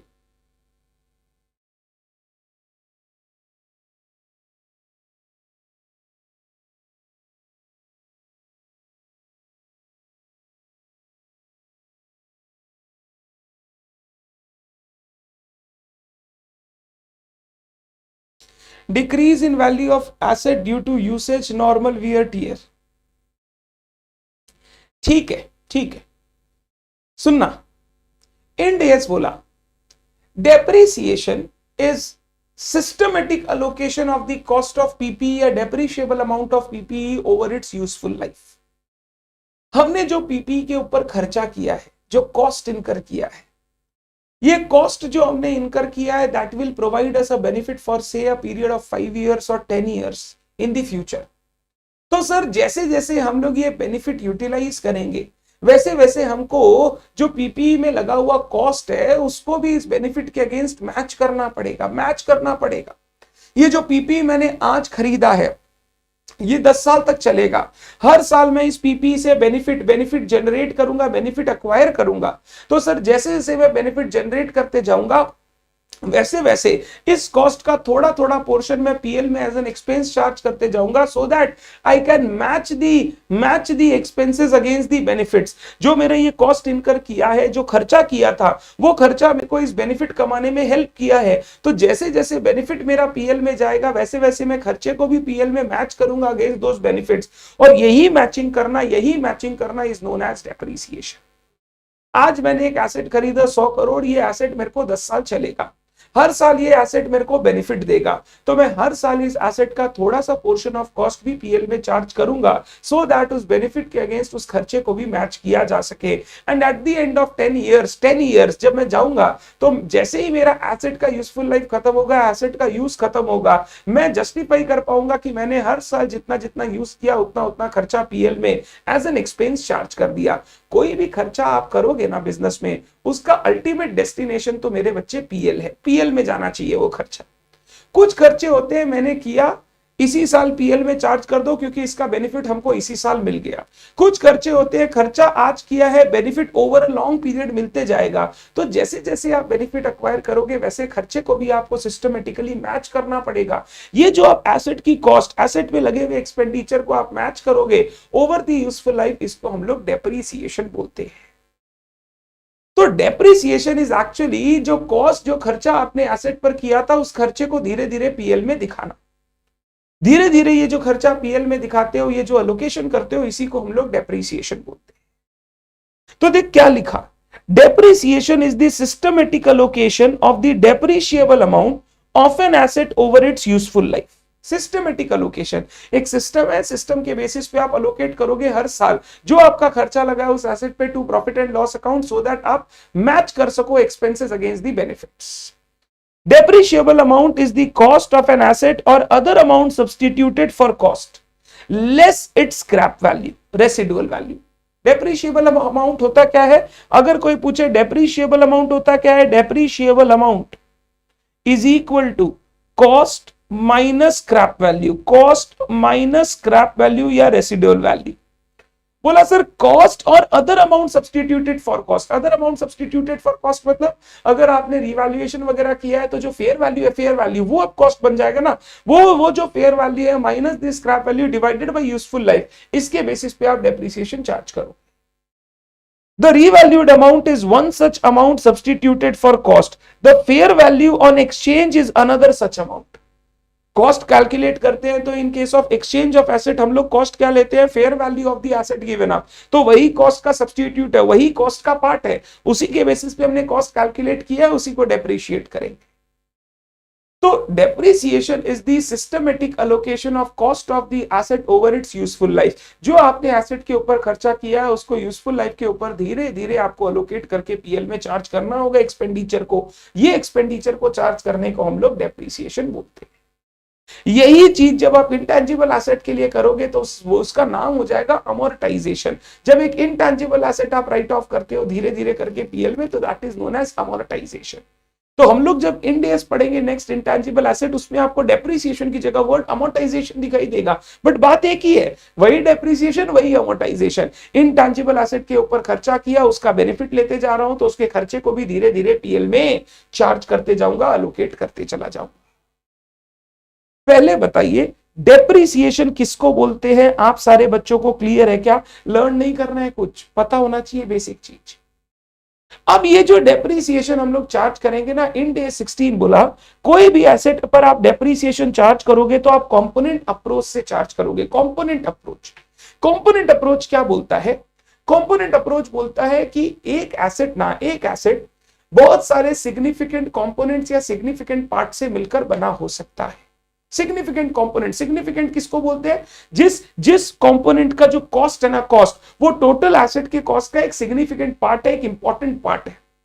अगर वो कंपोनेंट ऐसा है जिसका cost is significant to the total cost of the asset, हम लोग उसको सिग्निफिकेंट पोर्शन या सिग्निफिकेंट कंपोनेंट या कंपोनेंट बोलते हैं। Component are the significant part of the asset, significant parts of the asset whose useful life is different from one another। इसका useful life पूरे asset का यूजफुल लाइफ से same हो जरूरी नहीं है, उसका यूजफुल लाइफ एसेट से डिफरेंट है। जैसे फॉर एग्जांपल मैं आपको एक एग्जांपल देता हूं, सबसे कॉमनली यूज्ड एग्जांपल एयरक्राफ्ट का। अगर आप एक एयरक्राफ्ट को तोड़ोगे ना, एयरक्राफ्ट में टोटल 3 मेन पार्ट्स है, 3 मेन पार्ट्स। एक हो गया इंजन, दूसरा हो गया इंटीरियर, तीसरा हो गया एक्सटीरियर, जिसको विंग्स और आउटर बॉडी बोलते हैं। एक हो गया इंजन, एक हो गया इंटीरियर और तीसरा हो गया विंग्स एंड आउटर बॉडी।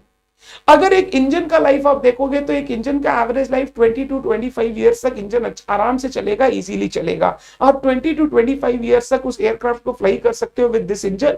हाँ, जो रूटीन रिपेयर मेंटेनेंस वगैरह कराना है वो कराना है, बट ये इंजन आपका 20-25 साल चलेगा, खींच देगा।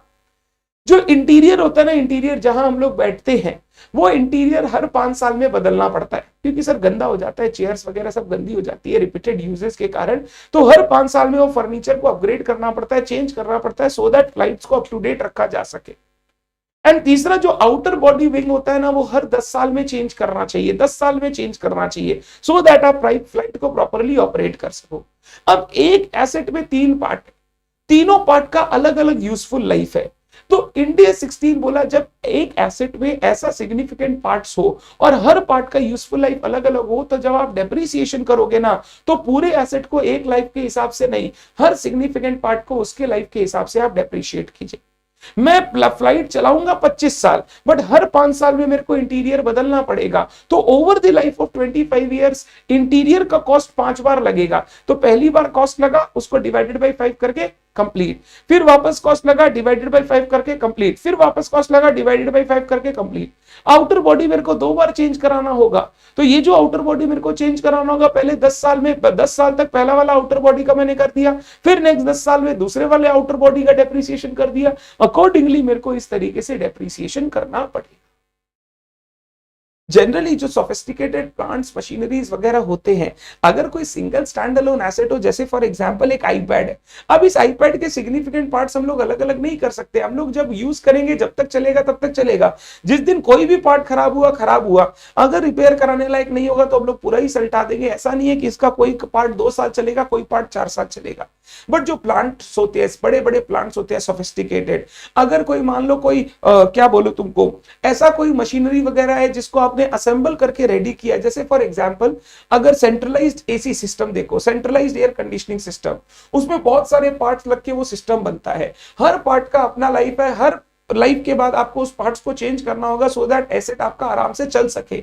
तो यहां पर हम लोग कंपोनेंट्स को अलग करके उनका डेप्रिसिएशन अलग अलग चार्ज करेंगे। अब हम लोग ये नहीं बोलेंगे कि पूरे एसेट को एक ही लाइफ पर डेप्रिशिएट करना।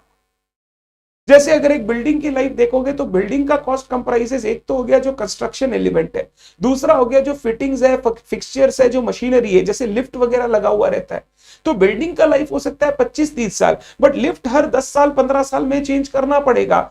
हम उन बिल्डिंग की बात नहीं करें जिसमें लिफ्ट 50 साल से चल रहा है, वो सब बिल्डिंग की बात ना करें। नॉर्मल अगर बात करूं तो हर 15 साल में आपको लिफ्ट का मशीन बदल देना चाहिए so that lift properly work करे। बट बिल्डिंग आपका 30-35-40 साल चल सकता है, तो जो फिक्सचर फर्नीचर बिल्डिंग में लगा हुआ है फिक्सचर्स, उनका अलग डेप्रिसिएशन होना चाहिए, और जो बिल्डिंग एज अ होल जो मेन एसेट है उसका अलग डेप्रिसिएशन होना चाहिए। तो मैं जब बिल्डिंग की कॉस्ट निकालूंगा मैं टोटल कॉस्ट निकालूंगा, बट जब मैं डेप्रिसिएशन कैलकुलेशन करूंगा ना, मैं एक्सेल शीट में डेप्रिसिएशन कंपोनेंट कंप्यूटेशन के लिए दो कंपोनेंट बना लूंगा, fixtures in the building and other cost. Fixtures का मैं 10 साल के हिसाब से डेप्रिसिएशन कर लूंगा, पूरे अदर कॉस्ट का 25 साल के हिसाब से डेप्रिसिएशन कर। इस तरीके से डेप्रिसिएशन आजकल हम लोग चार्ज करते हैं, so that true and fair calculation of depreciation can be done and proper depreciation calculation can be done. इसको हम लोग बोलते हैं component approach. Each significant part of the asset having useful life different than other parts shall be depreciated separately based on its own useful life, based on its own useful life. इसको बोलते हैं component approach. आइए read करते हैं। Each part of an item of PPE with a cost that is significant in relation to the total cost of the item should be depreciated separately. Her part जो significant है asset में, वो significant part का अलग से depreciation होना चाहिए। Component means a part of PPE which has significant cost in relation to total cost has a different useful life and pattern of use as compare to other parts. Component किसको बोलते हैं sir? Component हो गया एक part of the asset जिसका cost is significant, significant cost number 1। Number 2, useful life is different, pattern of use is different from other parts. So उस component को आप अकॉर्डिंगली उसके हिसाब से सेपरेटली डेप्रिशिएट करो, पूरे एसेट की यूजफुल लाइफ पे डेप्रिशिएट करने का दरकार नहीं। ये आपको कंपोनेंट अप्रोच बोल रहा है। आपने आज तक ऐसा कर नहीं रखा होगा, बट रियल लाइफ में हम लोग इसी तरीके से डेप्रिसिएशन चार्ज करते हैं, जहां पर मैं देखता हूं कि एक एसेट में कई सारे सिग्निफिकेंट पार्ट्स हैं जिनकी अलग अलग यूजफुल लाइफ है। एसेट चलेगा 50 साल, बट वो पार्ट्स हर 5 साल 10 साल में चेंज करने पड़ेंगे। तो पार्ट्स को 5-10 साल में डेप्रिशिएट कीजिए, बचे हुए कॉस्ट को आप 50 साल में डेप्रिशिएट कीजिए, कोई प्रॉब्लम नहीं है। जैसे अभी मैंने इंस्पेक्शन कॉस्ट को अलग डेप्रिशिएट किया था और other cost of the PP को अलग डेप्रिशिएट किया था। ये जरूरी है ताकि मैं प्रॉपर डेप्रिसिएशन कैलकुलेट कर सकूं। Is it clear to all of you? Is it clear to all of you? तो डेप्रिसिएशन क्या बोला सर? एसेट में जो आपने कॉस्ट इनकर किया है उसको over the useful life of the asset धीरे धीरे पीएल में एलोकेट करना पड़ेगा, that is known as depreciation. खर्चा जो लगा है उसको पीएल में चार्ज कर रहा हूं जैसे जैसे मैं उस एसेट का बेनिफिट लेते जा रहा हूं। तो मैचिंग कॉन्सेप्ट में मैं एक्सपेंसेस को मैच करता हूं अगेंस्ट बेनिफिट्स, तो डेप्रिसिएशन भी is a matching of expense against benefits. Depreciation जब भी चार्ज करेंगे, इंडिया 16 बोला आप कंपोनेंट अप्रोच यूज करेंगे। अगर एसेट के कई सिग्निफिकेंट पार्ट्स है, उस useful life are different from one another, each significant part shall be depreciated separately, shall be depreciated separately. Clear है क्या यहां तक सबको? बिल्कुल क्लियर है। अब क्वेश्चन अराइज है, सर आपने बोला सिस्टमेटिक एलोकेशन, सर किस सिस्टम से एलोकेशन करना है, किस सिस्टम से हम लोग खर्चे को पीएल में चार्ज करेंगे? 3 सिस्टम दिए, जिन सिस्टम्स को हम लोग बोलेंगे methods of depreciation. Systems are nothing but the methods of providing depreciation. 3 method of depreciation India 16 ने आपको दिए जो जिससे आप डेप्रिसिएशन प्रोवाइड कर सकते हैं। ये तीनों मेथड आपके सुने हुए हैं और आपने इनका कैलकुलेशन इंटर लेवल पे सीखा है। मैं एक बार बेसिक रिवाइज करा दूंगा so that you can easily relate. पहला, स्ट्रेट लाइन मेथड, आपका favourite method straight line method, जो बोलता है एसेट का जो डेप्रिशिएबल अमाउंट है उसको equally over the useful life right of कर दो। डेप्रिशिएबल अमाउंट को जब हम इक्वली हर साल राइट ऑफ करते हैं उसको हम लोग स्ट्रेट लाइन मेथड बोलते हैं। फॉर्मूला होता है डेप्रिसिएशन का cost minus scrap value divided by useful life. Equally मैंने एसेट में किए गए खर्चे को राइट ऑफ कर दिया पीएल में throughout the useful life, this is known as straight line method. तो स्ट्रेट लाइन मेथड में annual depreciation is equal to depreciable amount by number of useful life. It is a constant amount, ये हमेशा हर साल constant रहेगा। Reducing balance या diminishing balance method, इसको WDV method भी बोलते थे, रिटन डाउन वैल्यू मेथड।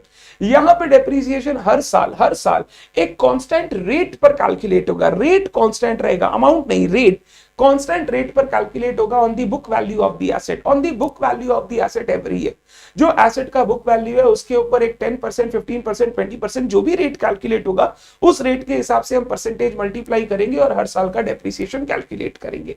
यहां पे डेप्रीसिएशन हर साल गिरते जाएगा। क्यों? क्योंकि सर बुक वैल्यू हर साल गिरते जाएगा तो उसके ऊपर डेप्रीसिएशन जब आप 10% 10% 10% कैलकुलेट करोगे तो वो हर साल गिरेगा। तो यहां पे annual depreciation is calculated at a fixed percentage on the carrying amount book value. The carrying amount is getting reduced over the years, and at the end of useful life of the asset, it becomes equal to the residual value. Here, annual depreciation amount is reducing over the year. हर साल depreciation गिरेगा। तो यहां पे मैं depreciation एक constant rate पर book value पर calculate करता हूं। यहां अगर कोई मेरे से डेप्रीसिएशन पूछेगा तो मैं बोलूंगा depreciation is equal to book value multiplied by depreciation rate. Book value, आप इसको कैरिंग अमाउंट भी लिख सकते हो, CA, carrying amount multiplied by depreciation rate. तीसरा, यूनिट्स ऑफ प्रोडक्शन मेथड।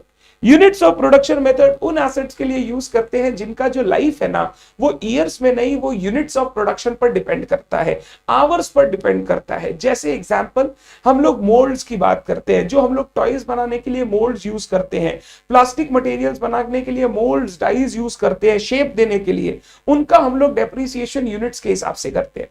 एक मोल्ड मैंने खरीदा, ये mould 1 lakh unit of toys बनाएगा। अब ये 1 लाख में 5 साल के ऊपर बनाऊंगा, बट 5 साल में किसी साल भी कितना भी बन सकता है, वो मेरे हाथ में नहीं है। हो सकता है 5 साल की जगह 4 साल में भी कंप्लीट हो जाए, बट मैं इधर 1 लाख यूनिट बना पाऊंगा, ये कांस्टेंट है। यूजफुल लाइफ ईयर्स में नहीं डिटरमाइन हो रही है, यहां पे यूजफुल लाइफ यूनिट्स में डिटरमाइन हो रही है। तो मैं बोला मोल्ड खरीदने का खर्चा लगा 2.5 लाख रुपया, इससे 1 लाख यूनिट बनेगा, यानी 2.5 रुपया पर यूनिट का कॉस्ट है, डेप्रीसिएशन है। पहले साल मैंने 10,000 यूनिट बनाई तो 10,000 इंटू 2.5, 25,000 रुपया डेप्रीसिएशन चार्ज कर दिया।